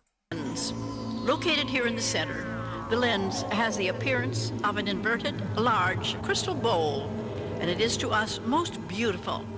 We can, by the touch of one of these colored lights, cause the lens to become a huge magnifier to bring small size objects up close to inspect. The other object, the shaft. This is the device that makes possible the maneuverability of our ship. It is operable by what we term the energy phase reversal concept, a very simple principle in which we use the natural magnetic lines of force in reverse to that which the planets are held in place by them. We reverse this polarization, which pushes our craft away from the world. Reverse the polarization of the neutron flow. This is how and why we can so-called travel at such high rates of speed. We move with great magnetic fields. speeds far beyond those of which man on your Earth has imagined. After we get underway, if you have questions, feel free to ask, and you may tilt back your couch for greater comfort. The hostess will supply you with delectable nectar that both is delicious and nourishing. Soon now, Did you spike the drinks with some sort of hardcore hallucinogenic drug? Because that's the vibe I'm getting. shall be readied for liftoff. We are happy to see that many of you visitors are scientifically minded. We have extended and lowered our boarding apparatus upon the ground of your planet, and 2 of the entrance doors are now closed, ready for takeoff. We have selected the particular craft, which we term... She's putting in more effort than most internet grifters these days, so you gotta give her credit for that. That's true. It's a lost art. The bar for entry is so low to grift people now. Like, I'm not saying grifting has ever been good, but there used to be an artistry to it. Now everyone has access to the most gullible 1% of people on the internet, so they don't even have to try. It's a bummer. Vehicles of light, according to our need. Certain ships can easily accommodate 1,000 persons and remain in flight for several years if need be, complete with supplies and all. So you see, you Earth scientists are in for many surprises when we Space Brothers come to your Earth. And yes, we received your mental query. We are planning a visit to Earth, and soon. We shall come not only in one single craft, but many ships shall join in this historical event of the joining of our worlds in brotherly companionship. You are not aware of the fact, but none of you passengers are in the complete physical state that you were before entering our craft. As you pass through the arched entranceway, a particular energy beam has changed your atomic structures in order that you could be compatible rapport with the craft, a necessity for all space travelers. Norel, the leader of the planet Mars, will usher in... Okay, I didn't vote for this guy. How did he become president of Mars or the leader of Mars? I find that suspect. I voted for Kodos. Guide you through part of the city of Mars. There are numerous... The city of Mars? That's confusing. The planet is Mars, and the city is Mars? That seems weird. Bort Ward with a $10 super chat says this turns into the Twilight Zone episode to serve man. Don't trust them. It's a cookbook! It's a good episode. Hinges on one line, and that line either hits for you or it doesn't. Cities underground, the Martians have created for themselves quite a comfortable and colorful way of life beneath the surface. Now I see my space brother, Captain Miller, is ready at the controls for takeoff, so relax and prepare for your first flight into space. But be not surprised that you may not feel the customary acceleration. Mars is covered by entirely by a city. See, here's the thing, though. If that was the case, like if we're looking at a Coruscant situation, I feel like even on Coruscant, like the planet's Coruscant, but they don't just call the whole city Coruscant, right? There's still got to be districts and areas as to differentiate regions. I don't know. Or you're just like the Matrix. It's just one big city. Physical atoms have been changed in frequency. Which, by the way, in the second and third Matrix movies, when they make it clear that the Matrix is just one big generic city and the rest of the world doesn't really exist outside of it, I think that's way less interesting than in the first one when they imply that the whole world is recreated. I don't know. Just a nitpick. Sorry, Wachowskis. There will be no unpleasant feelings that you will note. Now I see the red directional lights are on, indicated that we are in liftoff. Our thrust and motivation is totally electronic. Coruscant, Coruscant. Start spreading the news. Doon, doo, doo, doon, doon. I'm leaving today. Doon, doo, doo, doo, doo. I got sold away from Watto. Coruscant, Coruscant. In nature, silent, smooth, and swift. We are now ascending straight up. Now, if you will look into the viewing lens, you will see... Cough, Mexico City, cough. Below, your beautiful world in full color. We are now ascending so rapidly that your globe seems to quickly shrink in size, and almost before I have said it, the beautiful planet Earth has diminished to the size of a mere baseball. And even now, your Earth is no longer visible. You are unaware in any way that we are traveling at the rate of 15,000 miles per second. And if you will look toward the sides of the ship through the portholes, you see no evidence of motion. Soon now you will see the forward direction, your sun, becoming larger and larger. And now the planet Mars is visible, and it seems to grow larger in size. Mars being our destination for this trip, and we are headed directly toward it, and seemingly into it. Now it appears as a great wall before us, and the pilot They really thought through all these shots. Like, I gotta give them credit on this. They thought through all of these practical shots. Like, they don't look great. They look worse than Star Trek the original series, and that was operating like a decade prior to this, because this is from 77. But, like, for a cult, they really did think through all these models and shots and stuff. They must have storyboarded the hell out of this. Reverse the magnetic poles controlling the craft, and you wonder that the time involved has seemed so brief. We are preparing for docking, a contact arrangement necessary for our craft to literally extend a portion of our inter-airlock system into the entranceway of the very surface of Mars itself. As we are not in line with the sun's rays, all is in blackness, but we are... This was made in 1977. As you see, supplying you have to work to be a cult. Now it's too easy. Yeah, you just yell at people to get you chicken parmesan. With video. Get mummified. Showing of much that you'll soon see below within the planet Mars. The planet Mars is far above, if we can use the term, the Earth world in its awareness of life and of the infinite. However, there are countless other worlds, in fact, there are beyond number, whose ways of life and their awareness cause Mars to appear quite elemental, even though Mars and its people are far more advanced in technocracy to that of the Earth. Your Earth scientist must drop his swaddling clothes of materialism and begin to test his legs of spirituality and learn of the inner life, how to prepare himself for better. Science deals in the falsifiable? I don't know. I just think Karl Popper would have things to say about this video. Lifestyles in the future. A future existent long after his physical has ceased to function. Spiritual growth is a wondrous and exciting new way of life, an experience you'll want to share with all whom you meet. So space travelers, as you... Karl Popper? It's definitely Popper. What's his first name? Am I right?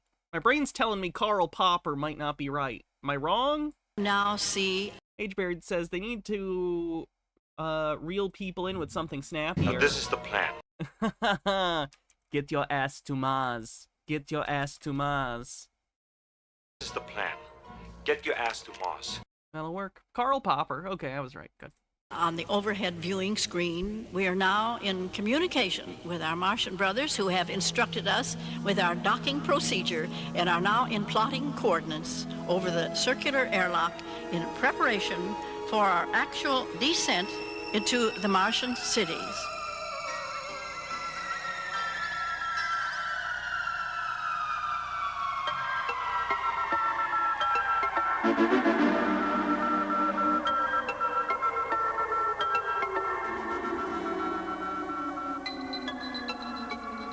Docking completed, elevator in readiness to descend into Martian City.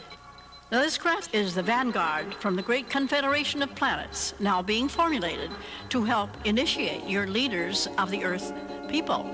This is the first flight to establish personal contact between we, the members of the Confederation, and the newly... This makes Heaven's, gate look lazy by comparison. Joining... I just want to point out, this is, quality cult work. Member, the Earth. Yes, your Earth planet is the 33rd member of a pre-designed... Wait, I'm sorry, is the name of Earth Ayashana? Okay, cool. ...plan, instituted many thousands of years ago, and all other 32 worlds have already solidified their membership.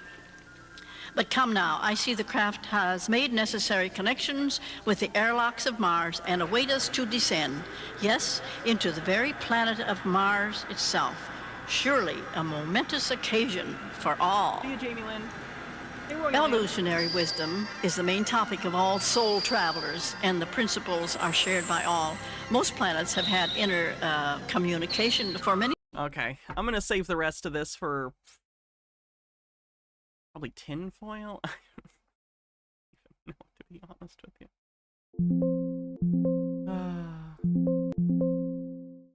Sorry about that.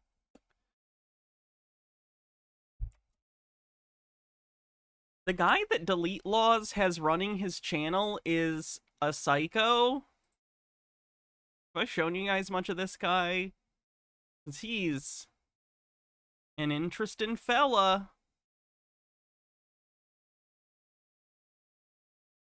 You don't try to hide it. You don't try to lie. Trying to find the one where he's with the other guy because it's, you know, BZ Watch. Pretty cringe.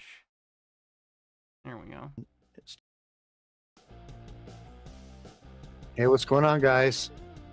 I'm attorney Michael Eline. I'm licensed in Texas. Rageology says there's a 90s Doctor Who book where the plot is Mars invades just the UK in particular because they mistake a British rover for a weapon, and when the UK asks for help from international community, the UN sends a message to the Ice Warriors saying, "These assholes are nothing to do with us." That's pretty funny. I'm actually going to use the bathroom before we start this. I will be right back.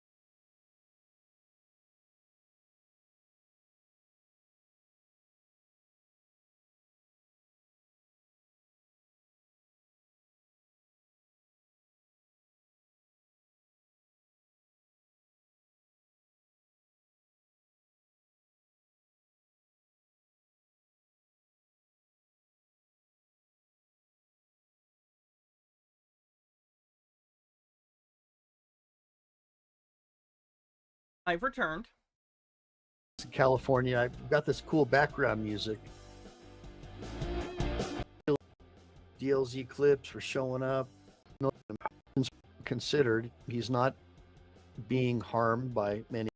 Oh, great question. And I was going to get into that. Even on a valid that you've seen Music. This second guy that comes in is very to strange. the danger too. zone where you got attacked by all these cops. It's crazy. Right, here's the deal. Give me a bunch of ones if you agree with me that that's what happened. I'm ready. You ready to come in? Okay, It was a little too big so for here's me. BZ Watchdog. We've got him in the conversation. So tell us a little bit about what you've been doing. I swear, chat, despite this hiding my figure, I'm very cute under this. Man, what haven't I been doing, bro? I've been burning the midnight oil both hours of the night. Between petitioning, public records Thank you, request, looking into the judge, looking into the prosecutor, calling the prosecutor. Sorry, Fennikagami. Fennikagami said, at least they gave Earth an original name. So many sci-fi things are too lazy to even try. Most don't even try calling Earth something as basic as Terra. Computer. Man, thank God it's the weekend because I've actually got like an hour or two. I had to get rid of that Andrew L. Oh my God, he keeps You doing love the it music. out for soft washing, BZ. Look, guys, like I said, there's a lot of other stuff we're working on. What are you laughing at, Mike? Kill the music, please. Is there music, Mike? Are you playing music? Oh no, it's all good. I don't hear anything. There's no music. Did you guys hear any music? Give me a bunch of ones if you did not hear any music. Drop it. Then or if the appellate decision is a no-go, I think they're going to try to stick his feet to the fire just so they can have their day in the court. And it'll probably end up trying to be a plea deal. These are allies of Chili talking. At the very end, because I don't think you can honestly try this man for... I mean, look at the video prior to the body cam footage. We've all reviewed it. He's broken it down. We've broken it down. I mean, it's gotten so much publicity. All I can do is ask everybody here at Team DOZ to go in and share that video and get it out to as many people that can see it as possible, because they're really deluded to the point that they think that if they get enough of people to look at Delete Laws' video, that somehow he's going to become exonerated. It's kind of weird to me that they seem to have a mental block in regard to understanding people have different perspectives on this. Like, obviously they feel within the framework of morality and the law that they think should exist, they believe that Chili did nothing wrong. But it seems like they are incapable or unwilling to understand the perspective of people from the other side who are saying, like, no, Chili crossed a line. He crossed a line and acted like a dick in court. What did he think was going to happen? Like, they're incapable of framing it in that way, that other people might just feel that way.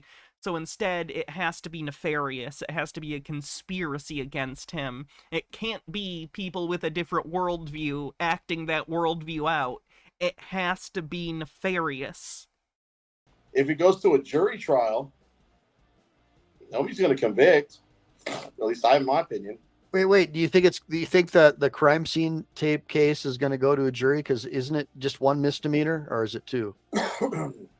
Well, I think that's going to be a bench, probably. That's going to be a bench trial, just like his first one would be my guess. I don't know if they're combining the two charges, because first it was obstruction, and then when Chili gave supposed falsifying information, which is not what happened, Chili explains that he gave the birth date to the cop, and the cop wrote it down wrong and came back and accused him of lying to him. They were going to hit him with a charge, but now it's only showing count one, and then those two definitions are there together. I see how that would be, and I don't know either way. The cop could have written it down, or Chili could have given a wrong birth date. I could see either happening. I can't imagine there's enough evidence to prove in either direction, so why even do a charge based on that? I don't think that's worth it. So if it does go to a bench trial, it's going to go to Judge Cynthia Lewing, and I think she's actually fair compared to Tyranny Zimmerman. See, they say that now, but the second that this new judge rules against Chili, they're gonna once again be on the side of like, oh, all the judge, she's corrupt. They wait until the result and then decide they're corrupt because they don't get what they want. So, really quick, I just wanted to just respond to PJC Net. I got PJC Net up here on the screen. So I saw that, and I think that's really awesome, but my issue is if somebody is going to be in the chat and they're going to be like suggesting harm come to someone who might be in lockup or something, that's bad news. Like if this was you, or agreed, you shouldn't wish harm on people generally. I just want to check it out. It's kind of cool. How to become a lawyer with no law degree. That's from this guy's website. Because I think it's really interesting, you know, they're because a lot of people are like, oh no, you have to go to like a government school and go through all that stuff. It's like, man, I want to stay as far away from. Yeah, he got his law license before he went to law school. Now, I think he did claim he did later go to law school, but he did the thing where he took the baby bar exam in California and then was able to self-study and passed the bar without going to law school. Only like 1 or 2 people a year do that. Unfortunately, I think he's probably good at rote memorization. I don't know how good he is at actually applying the law, applying legal theory, considering he's on Chili's side and he says a lot of questionable things in general about the Leviathan, which you might hear in here somewhere. Kim Kardashian did do that, yes. From a college campus as I can, to be honest, so I was glad I had something like this. Put it in the comments if... Yeah, he's like a right-wing dude who hates colleges and higher education. If you've been following what's going on at UCLA and Columbia University. And if anybody's over 40, you must be a little concerned. Anyways, so I wanted to tell you guys about this program and about what Chili would be doing. And so this is his plan to make Chili a lawyer, by the way. He and Chili want Chili, after he gets out, to do the California bar exam thing. Can you imagine the menace that delete laws would be if he had a law degree and could file civil suits on behalf? Rageology says, gotta go, have the last of my bits, and thanks for giving me some laughs during a rough time mentally for me. Well, of course. Hope to see you again soon, and thank you for the bits. California is one of, let's see, 1, 2, 3, 4, 5, 6, 7, 8 states, at least at the time that I wrote this, that had some form of becoming a lawyer without or at least with some law school. But California is the only one that would allow you to take this kind of a cool exam, kind of a cool examination called the CLEP, that would allow you. I think it's called the College Level Equivalency Program. And I think what that does is it gives you the ability to get a lawyer to sign for you, but then you would still have to study under me and, learn the law. I'd have to teach you black letter law, take you to court with me, teach you how to become more lawyerly. And that's the point that I was trying to make is he's got all the stuff. He just needs to work with someone and become more judicious and more lawyerly. And you'll get that from interning with a lawyer. It just naturally happens. That's what happened to me. And over time, you just become more like a lawyer because, court is very time consuming. It's a hassle. And what you don't want to do is always have a constant conflict. I think that at least at one time, litigators like me had the lowest life expectancy, even lower than a dentist, because of the stress that we're under. I'll be a dentist. Da, da, da, da, da. 1799. He was a lawyer. He didn't have any. Okay, I'll save this guy for later. And by later I mean another stream, because he has a lot that I want to talk about, but I need to find the specific segments, because he is a lot. He's a lot.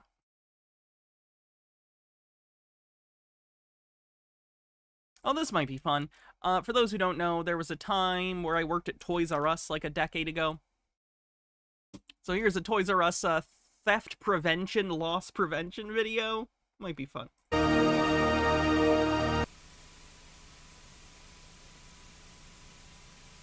Don't worry, Toys R Us Inc. no longer exists. We're fine.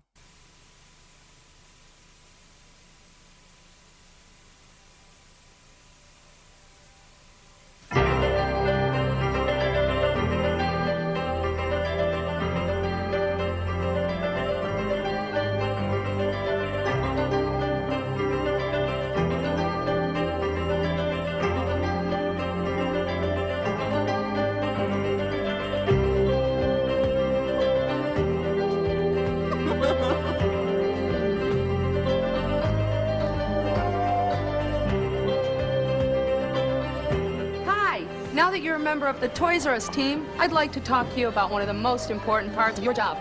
In every task that you perform, we will expect you to be honest, be alert for any loss, and take care of company property. I'm curious if their policies changed at all between the time of this video when I worked for them. Because this would have been a couple decades prior to when I worked there. I worked there in like 2012, something like that. This video's from the 90s. In other words, we're counting on you to be part of our loss prevention. Yeah, I liked Toys R Us too. Team. You don't have to be a loss prevention. That means we should all spend our life savings buying Toys R Us stock, doesn't it? You know? I don't think so. I've seen the Pee-Pee show. I don't want to be Pee-Pee. Expert, all you need are these 3 keys: awareness, accuracy, and communication. First, let's define some loss prevention terms. The important word here is prevention. By anticipating potential loss situations and identifying them before they happen, we'll achieve our goal of reducing what we call shrink. Shrink means merchandise and money that is lost in our day-to-day operation. This is a problem because increased shrink means decreased profit. Fun fact, the most theft in the United States that exists is wage theft of employees by employers. All retailers It overshadows retail thefts by a lot. Suffer from shrink, but at Toys R Us, we're doing what we can to be the exception to the rule. There are two main types of shrink. Internal shrink results from our own employees' error or dishonesty.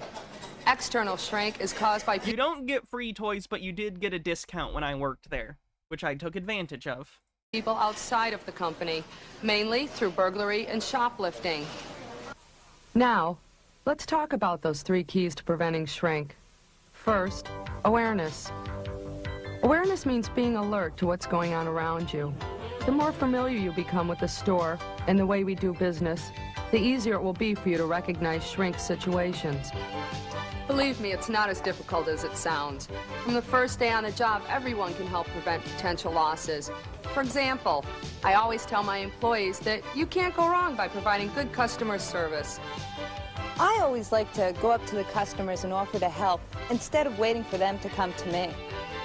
Customers who need help will be happy you're there, and you'll feel good knowing you were able to help. Every customer likes to feel like... Did people actually like being approached by workers in the past, or has that always been a weird directive from management that everyone hates? Like, I can go find an employee if I need something. I do not want random strangers coming up and ask, like, I don't know. People used to be less socially awkward.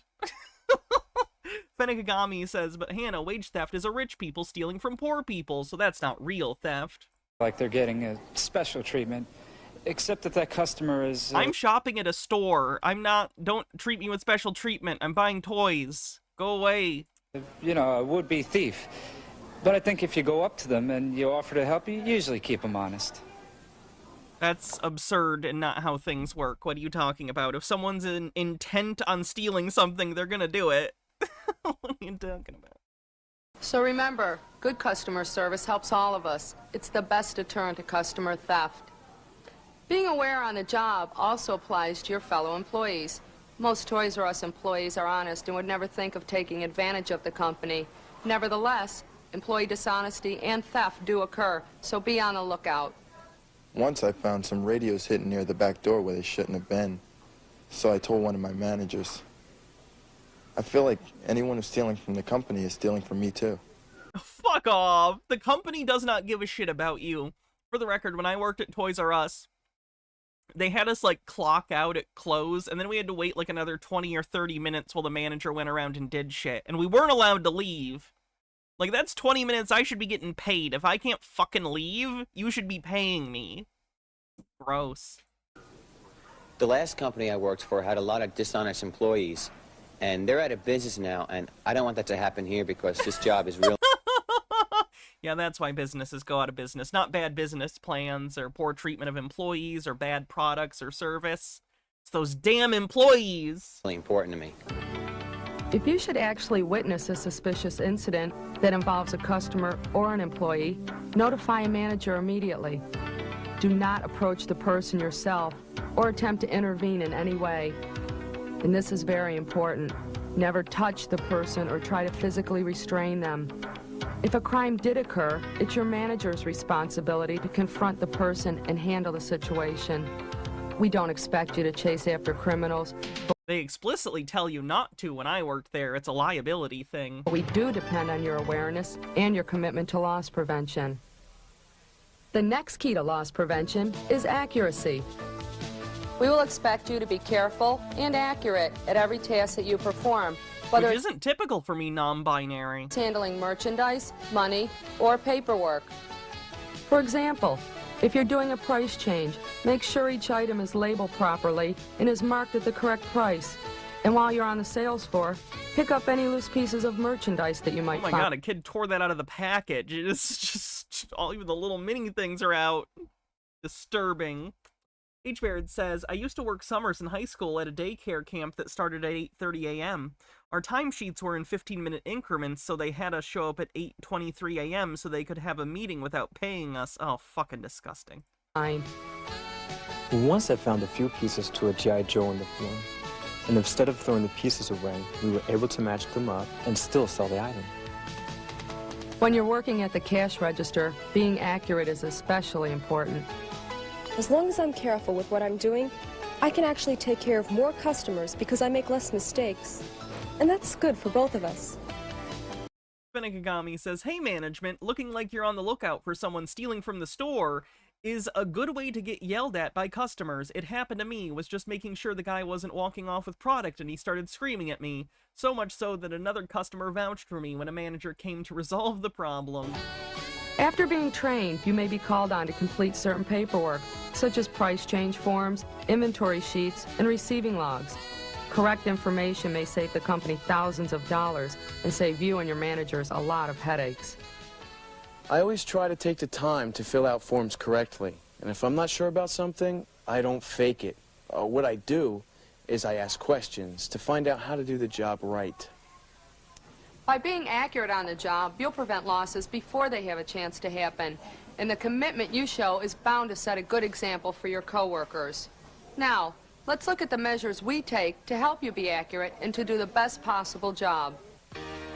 Toys R Us has standard procedures for just about everything we do, from stocking shelves to bagging merchandise. That's so interesting. Something I'm noticing between the packaging here in the 90s for the toys and when I worked there is that these are almost entirely sealed boxes with big pictures on the front, whereas when I worked there, the toys were mostly packaging that, sure, stuff was secured in the boxes with, like, security wraps and stuff, but they were open and you could see the actual toy. I'm wondering now if that was a shift in the toy, like, market at some point where someone started doing boxes that were more open so you could see the actual toy, and then that took off and now it's the standard. I don't know, just something interesting I noticed.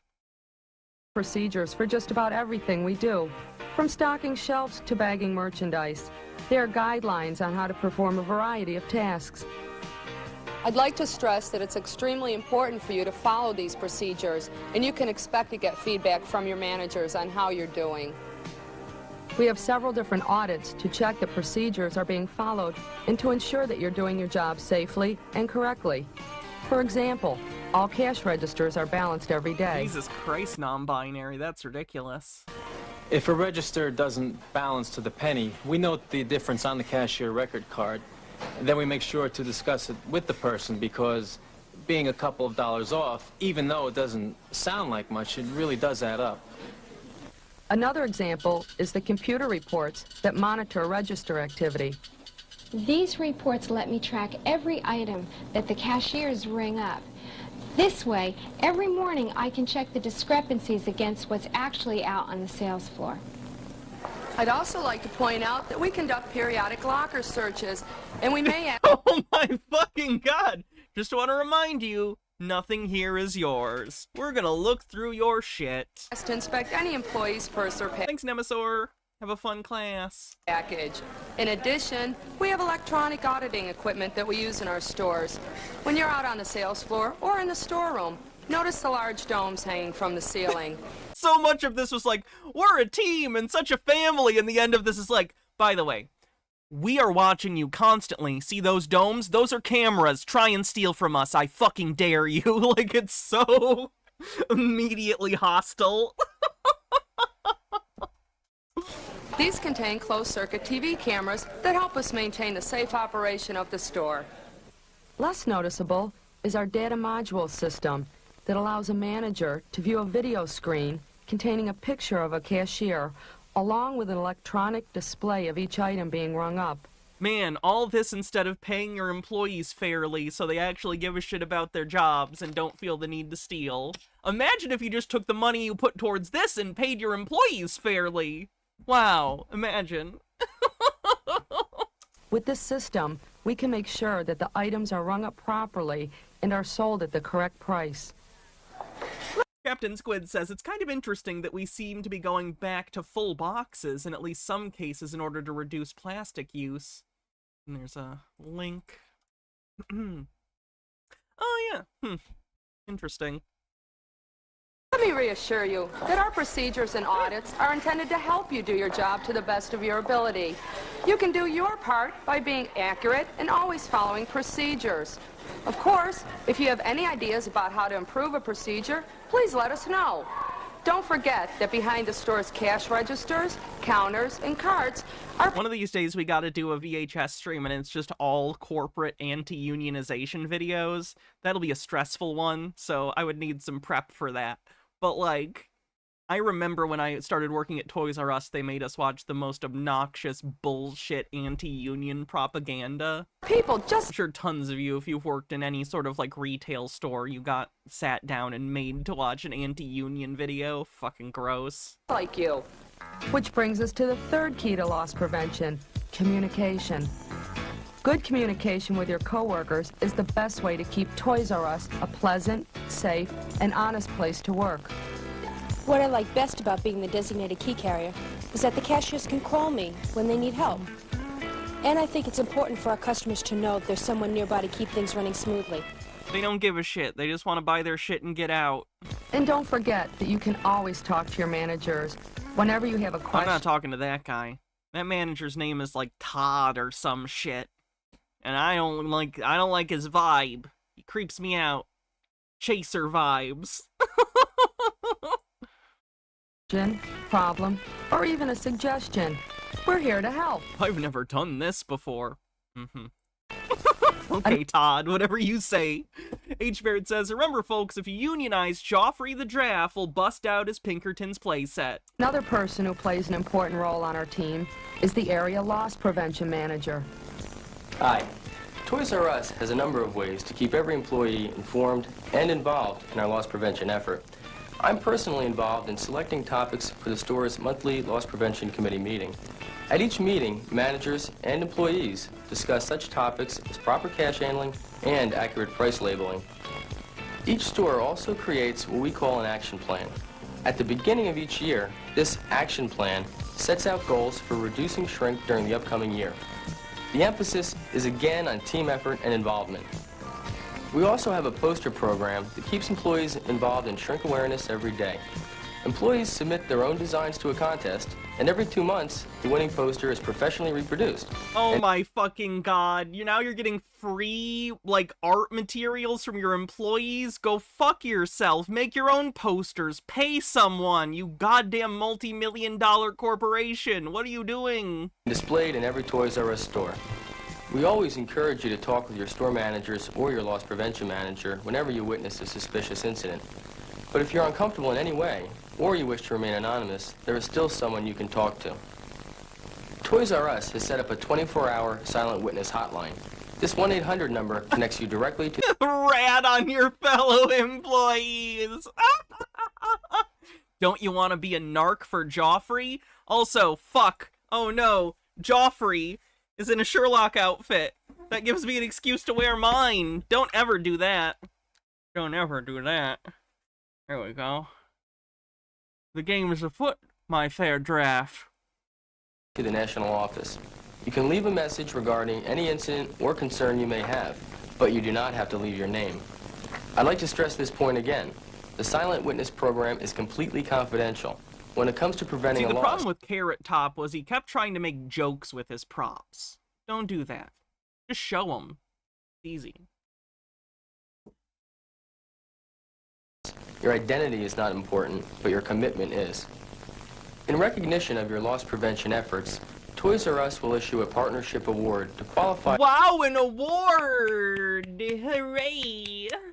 ...employees who provide information leading to the termination of another employee for theft or other crimes. We're gonna pay you off, motherfucker, if you get someone fired! The award is at least $200, or up to 10% of the case value, and is issued with a certificate of appreciation. As with the... Time hasn't been kind to him? Oh no.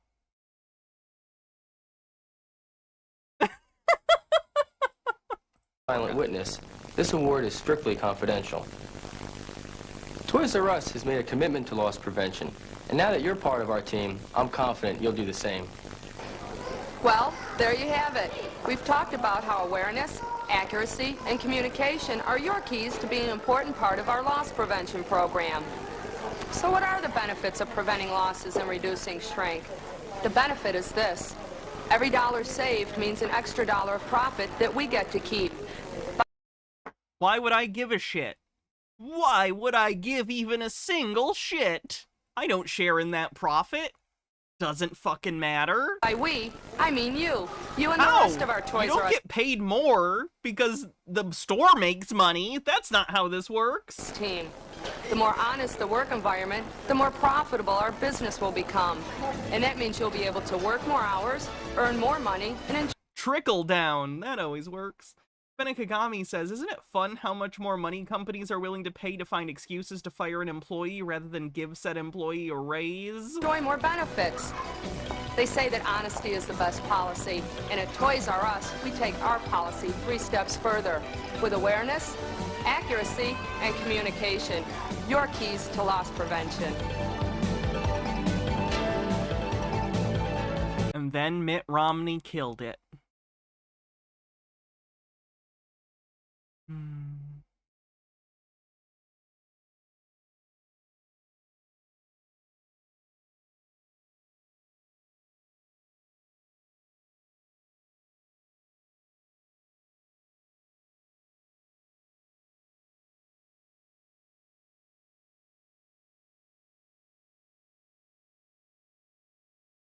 Let me look at my other tab at what I have. Oh! I can't imagine we're gonna watch much of this, but this just looked funny. That's incorrect. Why did that do that?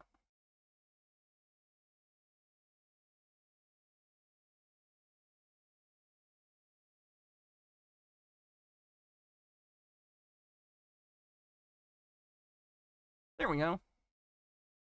Monkey. Whenever the agents from Chump try to take over the world, only one agent is up to the task of stopping them, and only the veritable Quandary has the classified case files of Lancelot Link, secret chimp.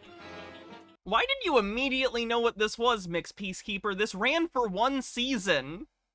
Why do you know? Why do you know this? Lancelot Link. Yeah, this is a TV show that ran for like 1 season.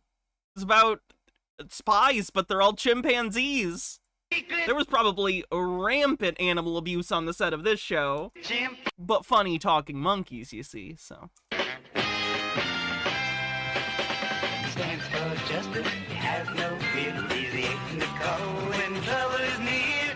Lance Link, you gotta come through, everybody is counting on you. Beating out of heavy, an agent and a friend that she'll stick by your side right to the end. Darwin is the leader on the side of good. Fight Trump agents like a good ape should. Oh, Lance Link, what you gonna do? You gotta stop Trump, the job's up to you. Stand on the butcher, you better beware. You stand cunning and he don't play fair. You got an evil chauffeur and He's on Nickelodeon like on Nick at Night. woman's lovely, but she's wicked all the same. Old Lance Link, what you gonna do when that Dr. Strange man comes after you? There's Ali Assassin. Make your way through. Oh no! Susan looks can really pull you. Oh, Lancelot Link, secret chimp. Stand for justice. Oh, it keeps going. I feel like I'm getting too many cooks. It felt like that was the natural end of the theme, but it keeps going.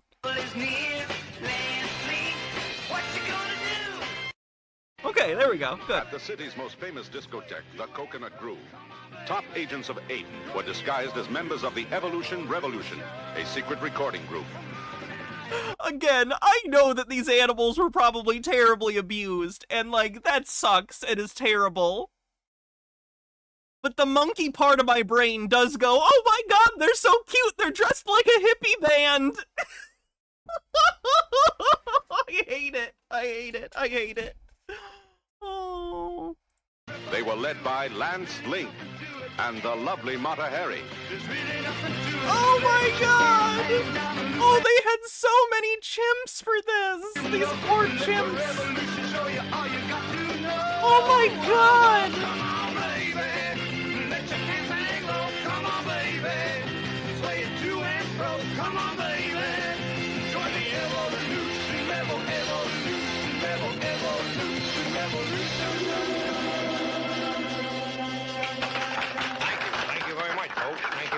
for this group.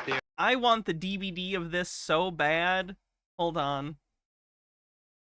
I gotta put this on my list or something, because I need to get this. This is such an absurdity. Let me add it to my Amazon list real quick. Lancelot Link DVD, because there's no way that came out on Blu-ray.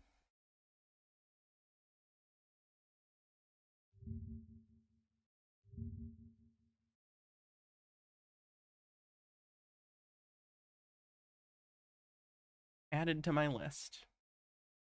Log in.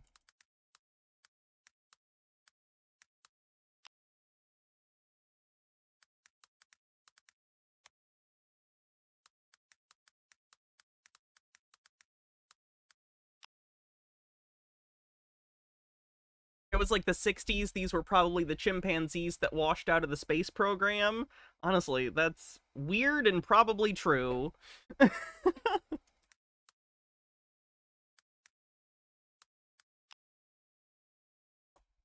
we go.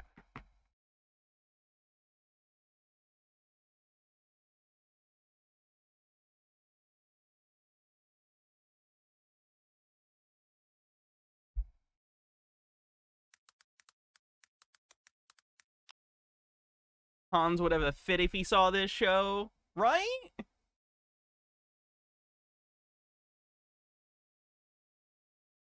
Oh, okay, so there is one that's cheaper. Good, good, good. Saved. The entire Evolution Revolution group, I want to say thanks. Thank you again. Yeah, thank you.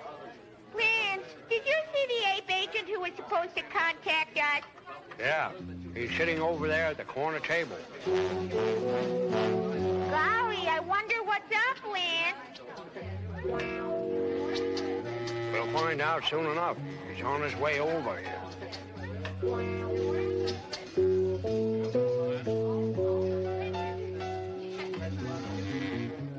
What does the note say, Mardo? Our old enemy Chump is planning something big.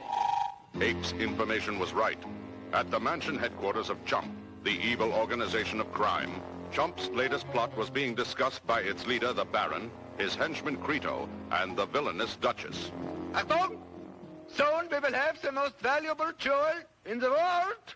Oh, the famous star of Karachi diamond. See, and it cost $3 million, too. Nonsense! It costs Chump nothing. We are going to steal it.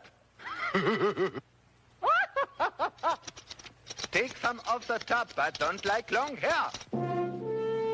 Lance Link, secret chimp.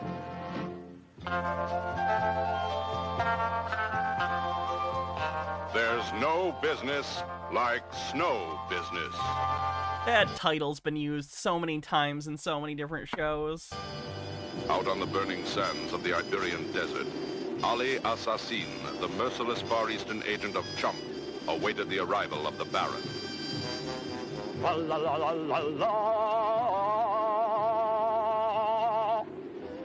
Wow, a lot of these characters are just terrible characters. This is the first step in my brilliant plan to steal and dispose of the Star of Karachi diamond.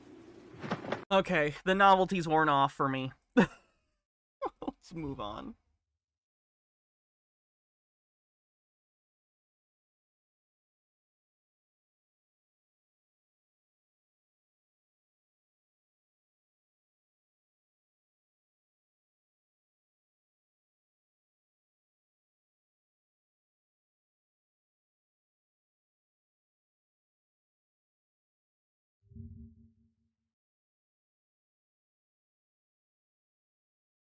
I feel like we watched part of this, but I don't remember what the heck it was, other than weird CGI.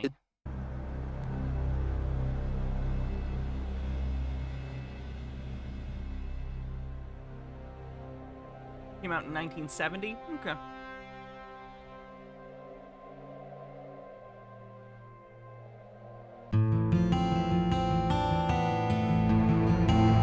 Oh, this is gonna have music cues that are a problem. Waters, the deep, without form and void, and darkness was upon the face of the deep. And the Spirit of God moved upon the face of the waters. And God said, "Let there be light." And there was light. And God saw the light, that it was good. There was evening, and there was morning, the first day. And God divided the light from the darkness. And God called the light day, Oh, this is this and part. the darkness he called night. And God said, let there be a firmament in the midst of the waters, and let it divide Heard it here. Firmament, flat earth confirmed. the waters from the waters. And God divided the waters which were under the firmament from the waters which were above the firmament. And it was so. And God called the firmament heaven.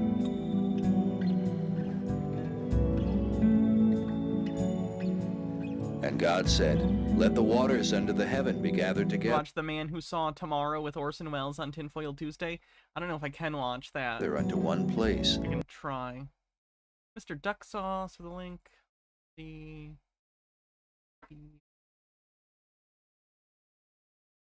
hundreds of beavers. Oh, we watched this. Yeah, we already saw the trailer for this. Looks funny. And let the dry land appear. And it was so. And God called the dry land earth, and the gathering together of the waters he called seas. I can skip ahead if you want. This is a 3-hour video. I feel like we're gonna miss some key points, but let's do it. Their kind. Every tree that is pleasant to the sight. See? Now we're lost. And they were Goddamn both naked, Ripley. the man and his wife, and were not ashamed.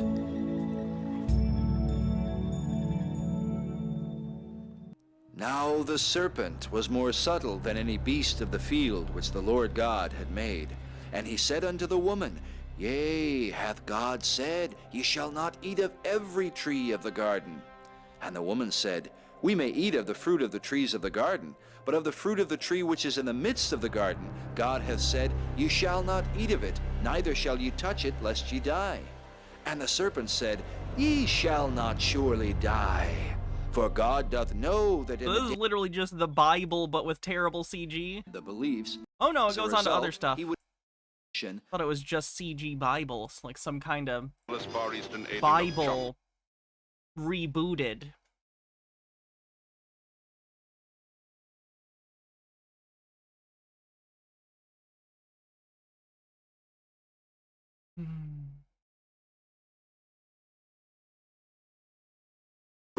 Let's go exploring with Daniel Cook right here on the Veritable Quandary.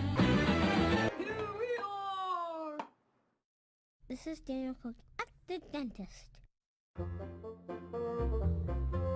Hi, I'm here with Dr. Kent, and today he's going to take me around his dentist's office. Hi, Dr. Daniel Kent. Cook. Now let's do a high five.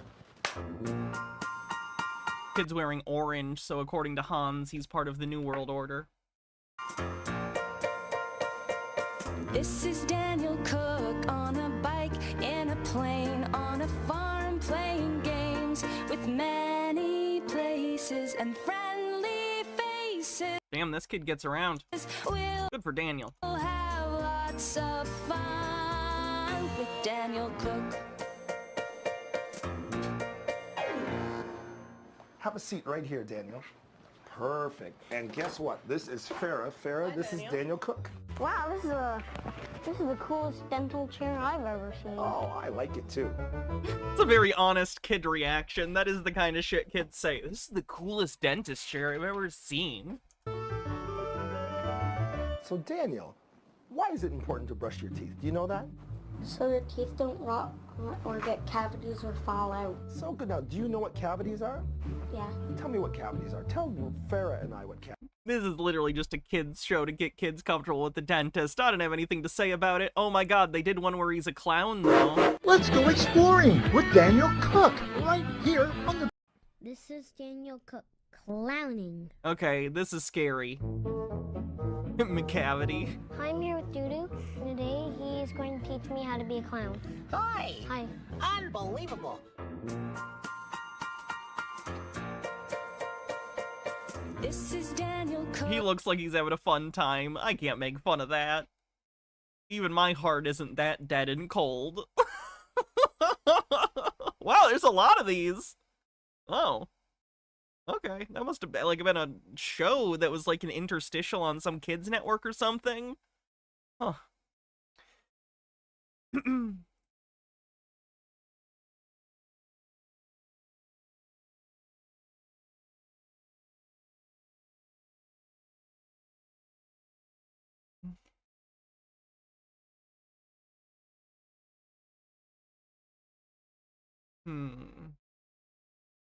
Let's see, what were we gonna watch?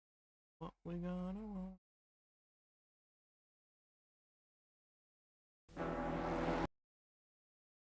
I already showed this the other day, but like it's good enough that if you missed it, I want you to see it. This has the most rockin' soundtrack of any like commercial from the 80s. This is incredible. I found the person who composed the song for this and found their Spotify, and they get like 20 listens a month. And I have listened to some of their songs, and they must wonder, why is someone suddenly listening to my music? It's because of this ad from the 80s and your rockin' fucking sounds.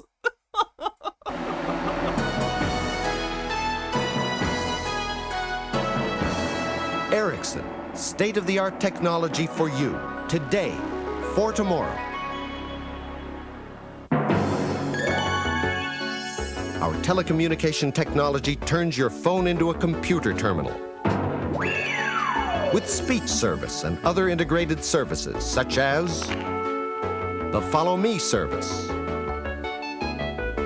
Wake Up Call service, pre-programmed at your phone terminal, and owing to our cellular radio technique, to and from your car. I'll wait until the lyrics hit.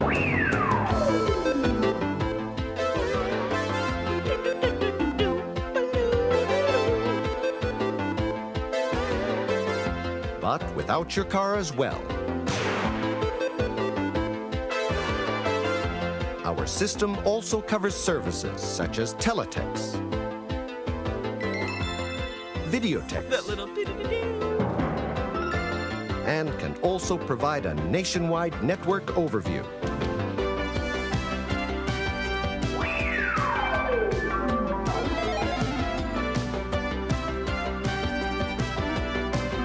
You've seen only a few samples of today's telecommunication services with AXE, the heart of our system. Just imagine what is possible in a completely integrated service digital network. All the different function modules have the same interface. This means unlimited possibilities for extension to any future function module. Oh, they still exist? This holds true for the software, too.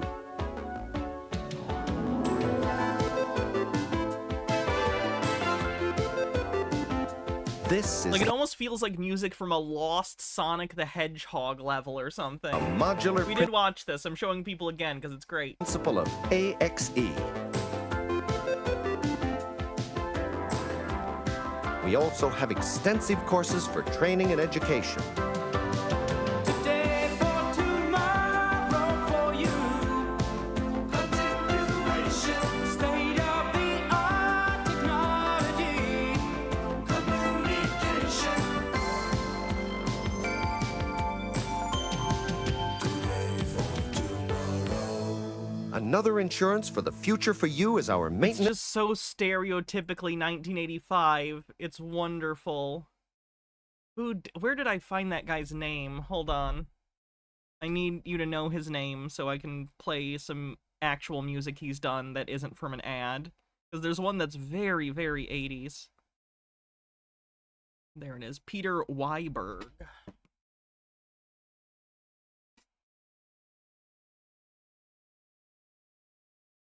What was the song? It was Twilight, I think. This is a song that he has on Spotify that, like, it reminds me of that song. So anyway.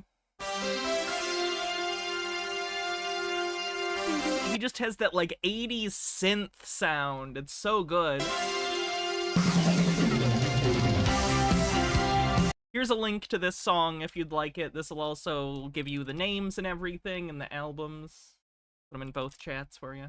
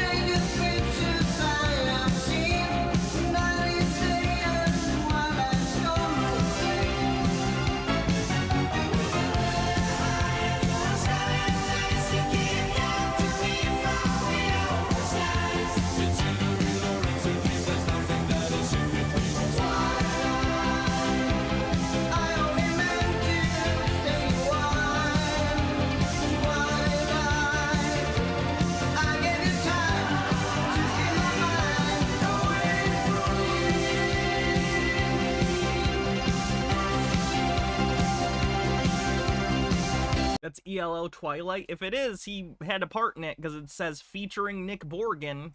I don't know if he did the mixing for it, or if he just produced the track for them or what.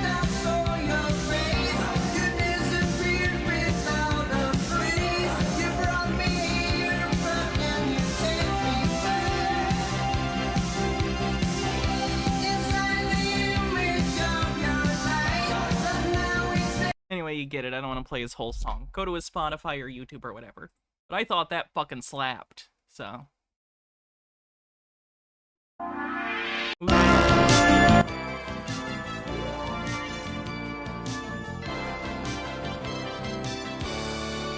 Like, it seems like he did a lot of this stuff back in the day. Kinda nice. Anyway. No one spoil Doctor Who. I've not seen the new episodes yet. But please don't spoil. I don't think anyone was gonna.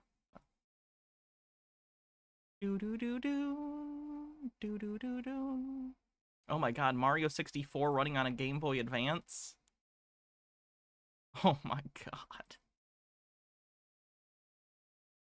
I love D-Masters. They're so interesting. Wow. That seems like it would be impossible to play. Did they just do the outside the castle, or did they actually recreate any of the levels?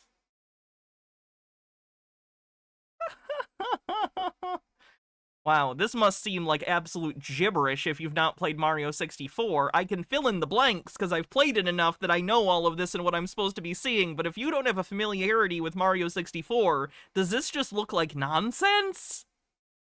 Because my brain's doing a lot of work here filling in the details of what's going on. This must just look weird. That's very cool, though. The cool proof of concept tech demo thing.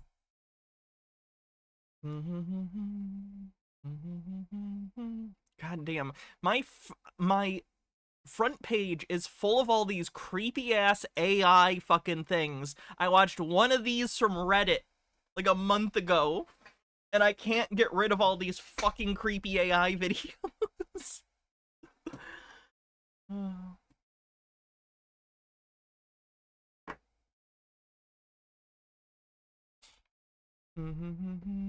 What was I gonna search?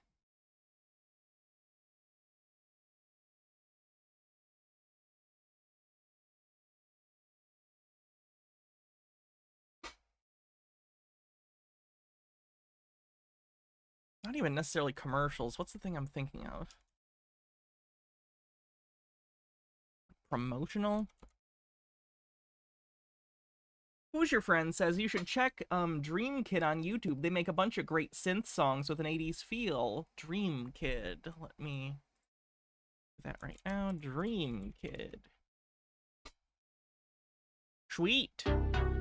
Subscribed. I will exit now, though. I don't want to play their videos without, you know. Oh, hell yeah.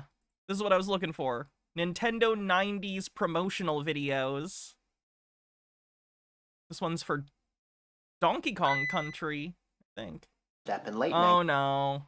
This isn't. No, wait. This is the one I wanted. To find it? Not on. Oh, it's this guy talking about it before it goes on. Cool beans.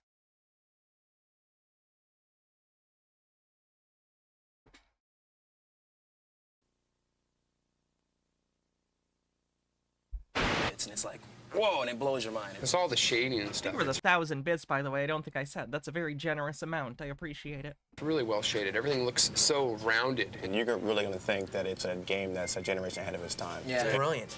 Last second timing stuff in there where you have to jump real quick. I think a lot of people are going to be surprised at the kind of game that Donkey Kong Country is. Donkey Kong Country is one of my favorite Super Nintendo games.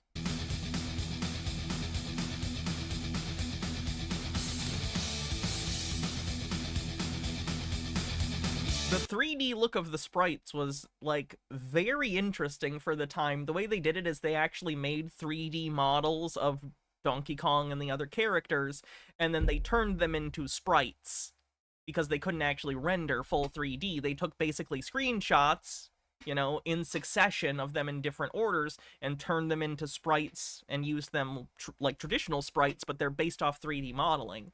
Really interesting solution. Gave it a unique look compared to Mario or Sonic, stuff like that.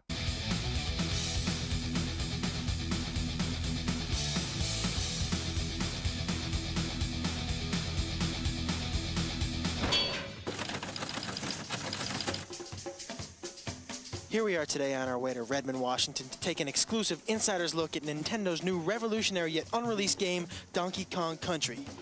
Where do they get a load of us? Ooh, Guys, this editing is very like 90s MTV. Made it, Nintendo of America, the fortress. Let's find out what Donkey Kong Country is all about. Let's go inside. Let's do it. Hey, it's Ken Lobb, development manager. Hey man, how's it going? Donkey Kong Country, how you doing? Ken, what is the deal with this here? Yeah, we get a lot of letters and they like to put pretty pictures on the front of the envelope, so we'll like stick it on the wall, you know? So, Ken. You want a banana? No thanks. Ken, I want in on this Donkey Kong Country thing. I want on the inside. I don't know. Ken, me and you, pal, we go back a long way? Oh my god, do you see like the cell shading filter? It's lost a little bit through the digital compression, but you can tell there's a slight like cell shading filter over this, just because it's the 90s and you gotta do weird shit. It's like Alex Winter edited this. What do you think? Old time's sake? Okay, I'll take you to the treehouse. The treehouse? Gotta hope there's no climbing involved. Here it is. What's the password? Diddy. Password? Diddy? Yeah!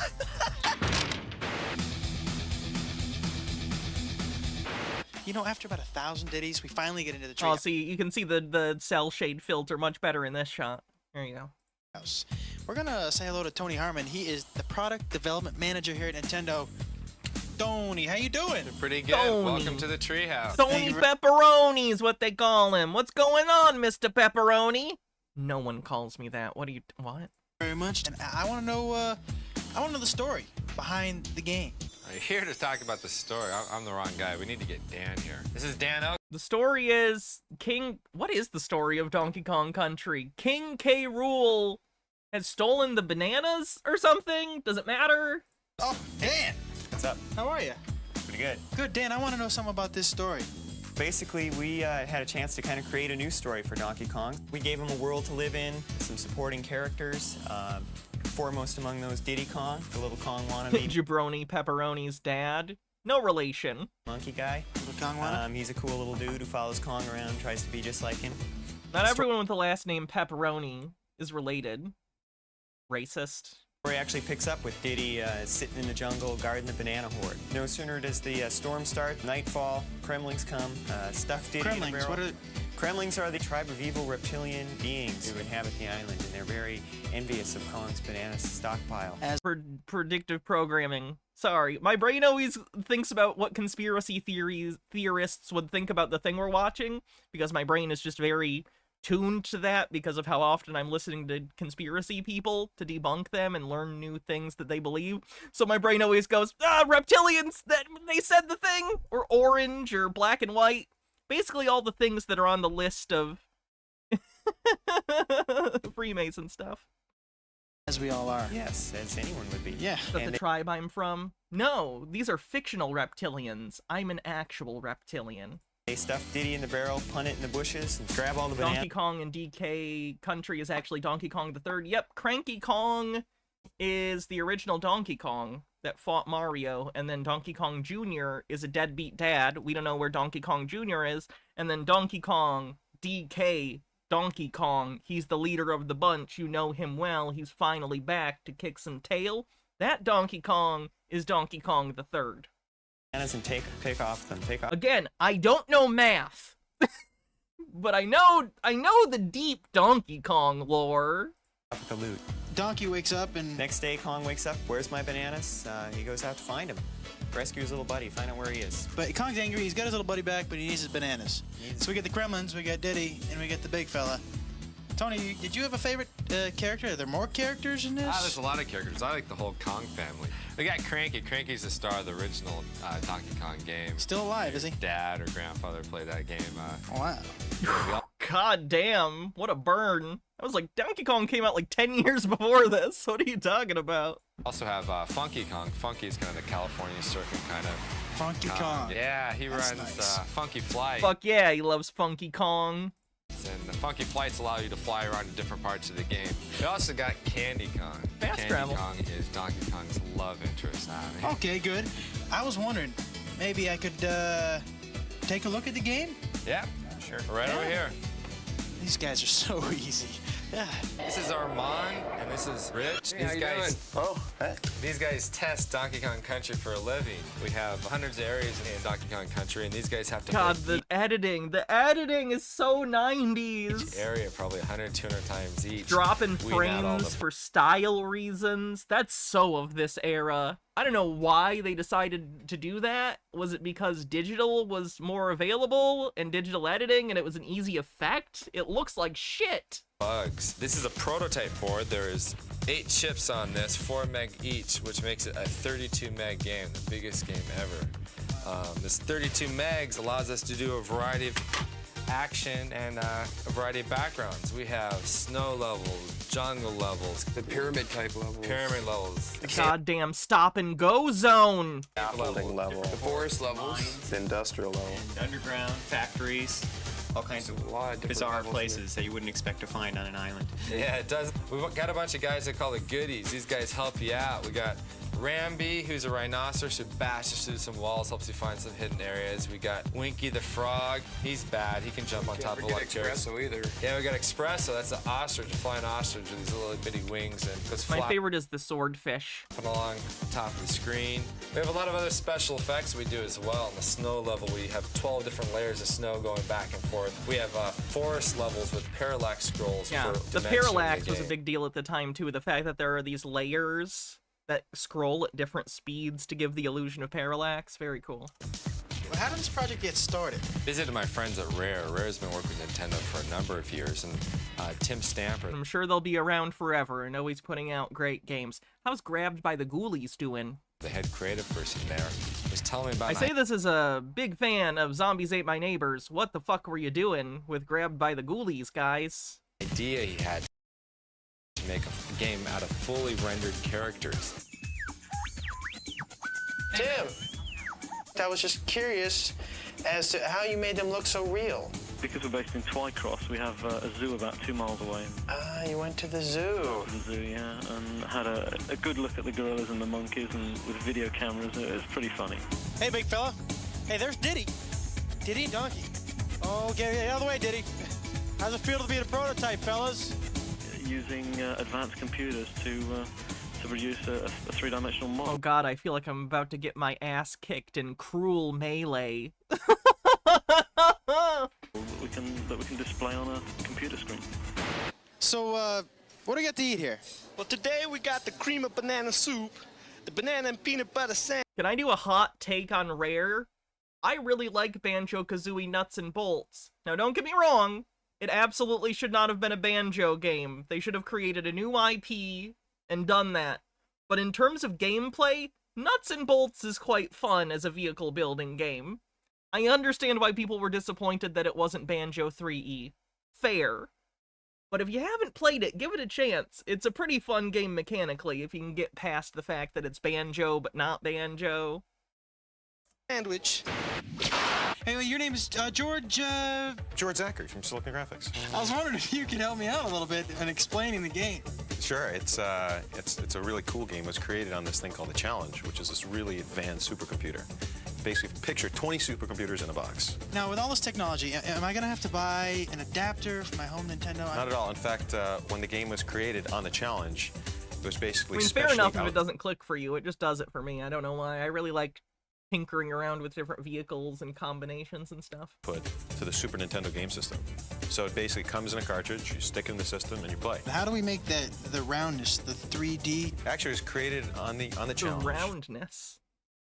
First in wireframe, actually then you grow shade them, or you can Phong shade them, and then you actually texture map them. And you can even trilinearly bitmap interpolate. That sounds a little dangerous. Let me ask you this, I heard downstairs something about ACM Yeah, that's technology. advanced computer modeling. basically what you can do with it is it lets you create fully realistic, fully rendered 3D graphics, so the person has a sense of really being there. Same computers that were used in Terminator 2, Jurassic Park, new movies like True Lies, Mask. A year and a half later, we're closing on the finish of the game. All right, here we are. We're about to talk to two guys who play this game 24 hours a day, 7 days a week. And guess what, folks? Guess what? They get paid. This is Henry. Henry, say hello. Hey, what's up? Henry, we were wondering if maybe you could... Anyone who's like, game testing sounds like a fun thing. No, playing video games is fun. Testing video games is not.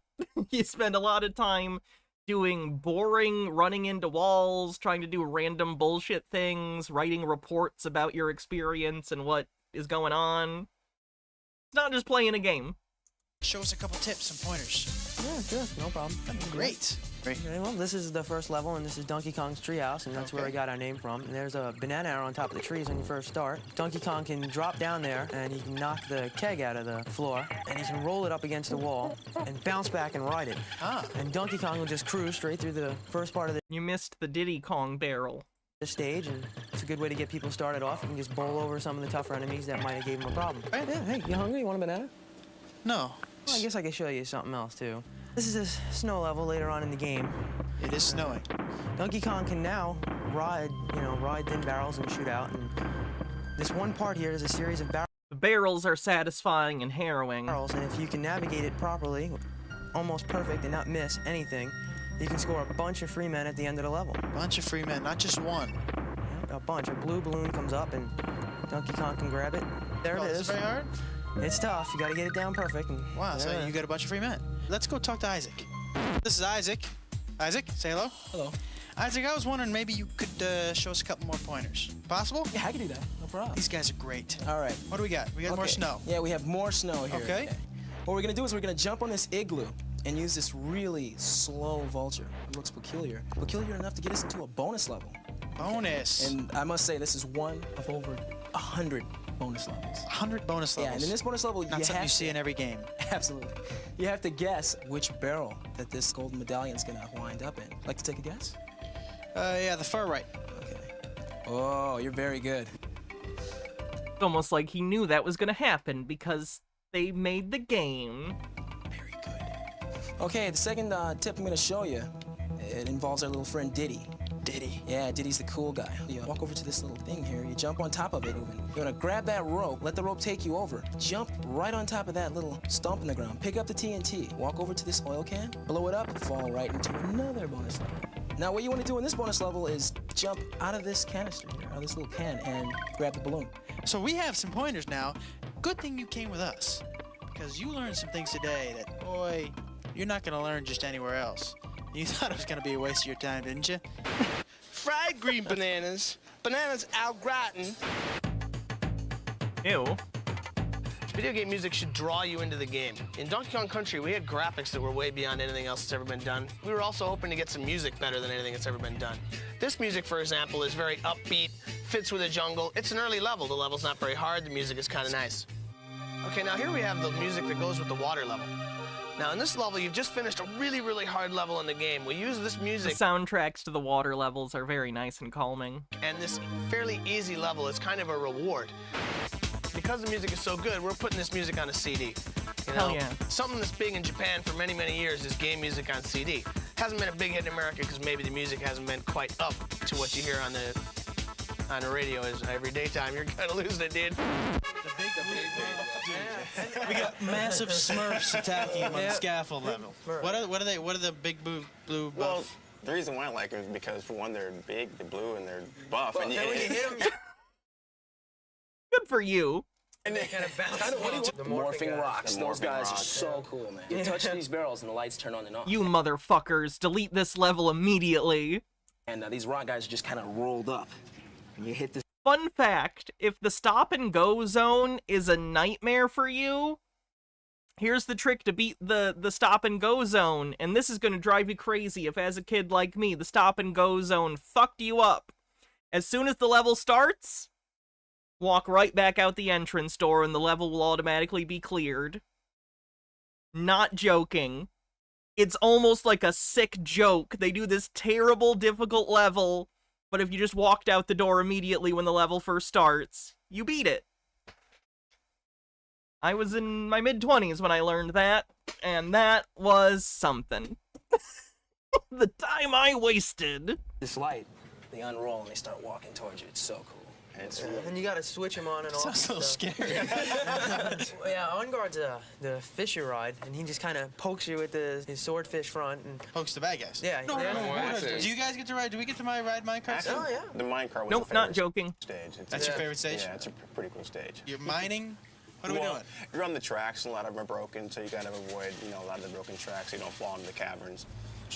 When we put this out, what do you think? What do you think your friends are gonna think about this game? Well, I don't think really you have to tell them all that much. Once they see the pictures, it's just gonna be like, you have to have it, you know it, get it. It's one of those games you don't get bored with. You know, I've played it probably 100 times, over 100 times now, and I'm still getting better. I'm still getting better in stages. There's certain stages I can improve on and keep getting better. Tell you what, you better reserve this game before November 21st, because that's when it comes out in the stores. I already got mine.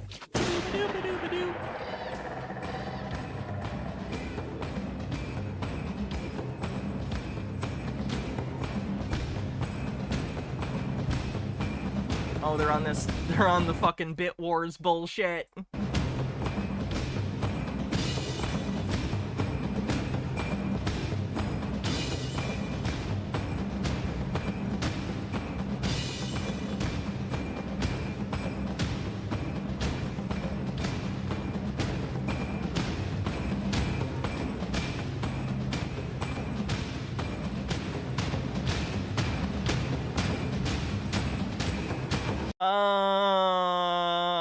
That line was interesting. I don't know who else caught that.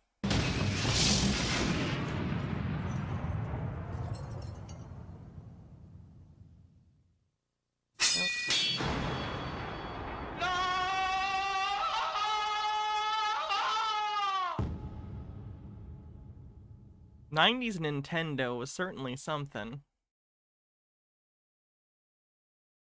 Let's see. What other ones do they have? They have one for the N64. Oh yeah, this is great. I'm gonna save all these. There's like 10 of these, so that's nice. Ba-doo ba-doo boop, ba-doo ba-doo boop.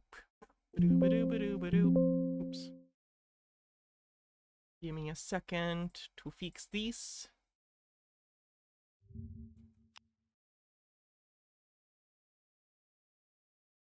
Save. Two other bookmarks. One more. There we go. Saved.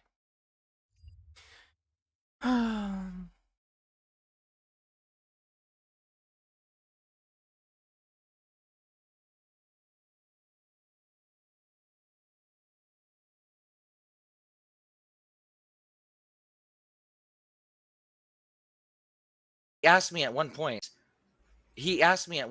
Like he just straight up asked me. He was being pretty blunt and straightforward, and that's exactly what I would have wanted. Mhm. He said, like, I mean, you guys say you like Ryan Cohen, but like, didn't he dump on all you BBBY people? And I'm like, When did he tell you that?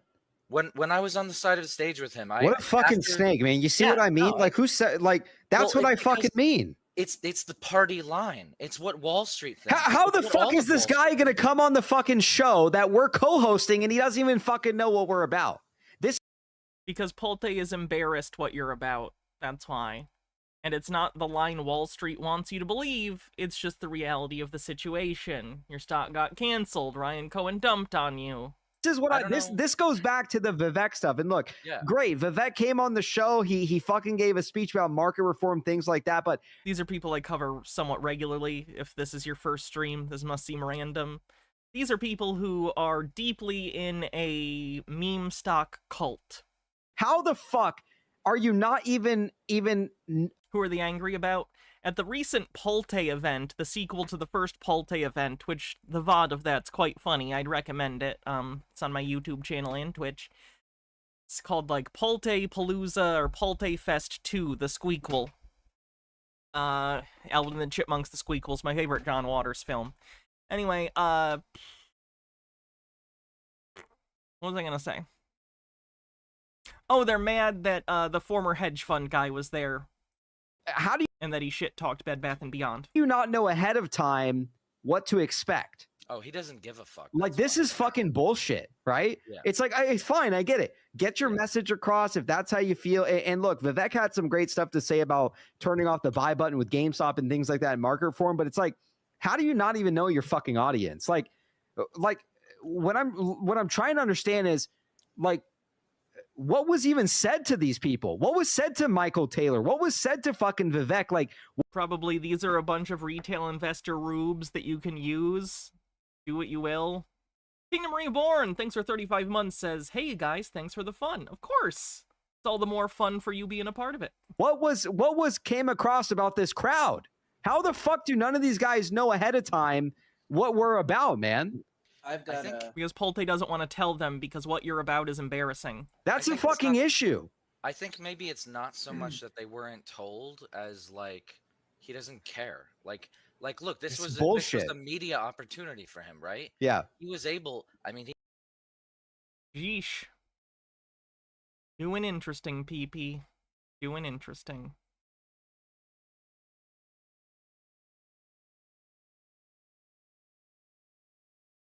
Oh yeah, this was a weird moment from that if you missed it. Congratulations on all your growth. Congratulations on all your growth. You come to the next one? You know what's funny with Ian? Real quick is that I've been trying to get him on the PP show for so long, right? I've been trying to DM him for months, and he never responded to me because obviously he has a ton of DMs, things like that, but I had asked him, I was like, yo, I forgot to bring fucking deodorant, man. Like, what am I supposed to do? The guy takes out... Buy deodorant at literally any store. They sell it at the gas station. His own deodorant lets me fucking use it, man. So that just goes to show what kind of guy he is. So let's get a round of applause for all the fellas tonight. What a very strange moment. Commiserating over the shared armpit deodorant. Calls. You pick up the call and you tell them you're not fucking going anywhere until we get a hearing. You shove it down their fucking throat. Because it's people like that that fucking just tears my fucking heart out. I not only do I got a lot of fucking family and friends in this, but then if you fucking heard his voice, he's saying sorry because he's fucking telling the truth because he got fucked in the ass. I'm asking you, tomorrow is the #1 day. We let them know when they fucking go home tomorrow that they're thinking about fucking MMTLP. The financial committee, James Comer, Patrick McHenry, Ralph Norman, your fucking representative. They know about us tomorrow. Even if it's a fucking phone call. I want the fucking representatives to pick up the phone call. Hello, this is MMTLP. This is about MMTLP, which is a different meme stock. Similar situation to Bed Bath. Different details. Same delusion. They fucking know it's coming. Stock Vader, I appreciate that more than you know. Mad. I don't think the anger's gonna help, but you know, who knows.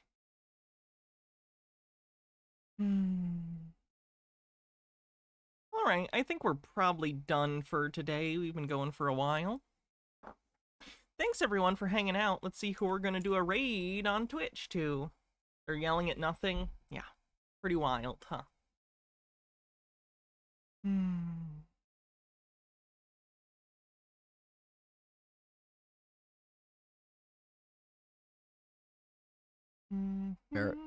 So, the only reason he would do this aside from PR... My brother's girlfriend's cat. Some bits. Tina raided recently. We can raid Tina. Alright, have a great night, everyone. Love you too, Mr. Blast. I'm gonna have a nice movie day, and, I hope you all have a great evening. The patron-only live show will be tomorrow at 3 p.m. So if you want, you can join the Patreon at patreon.com/HannahReloaded, or you can check in the description or under the Twitch video thing, in the description stuff. For the link, you will get access to tomorrow's stream as well as all of the VODs of the previous patron-only streams. So, yeah. Good to see you. See you again tomorrow. And,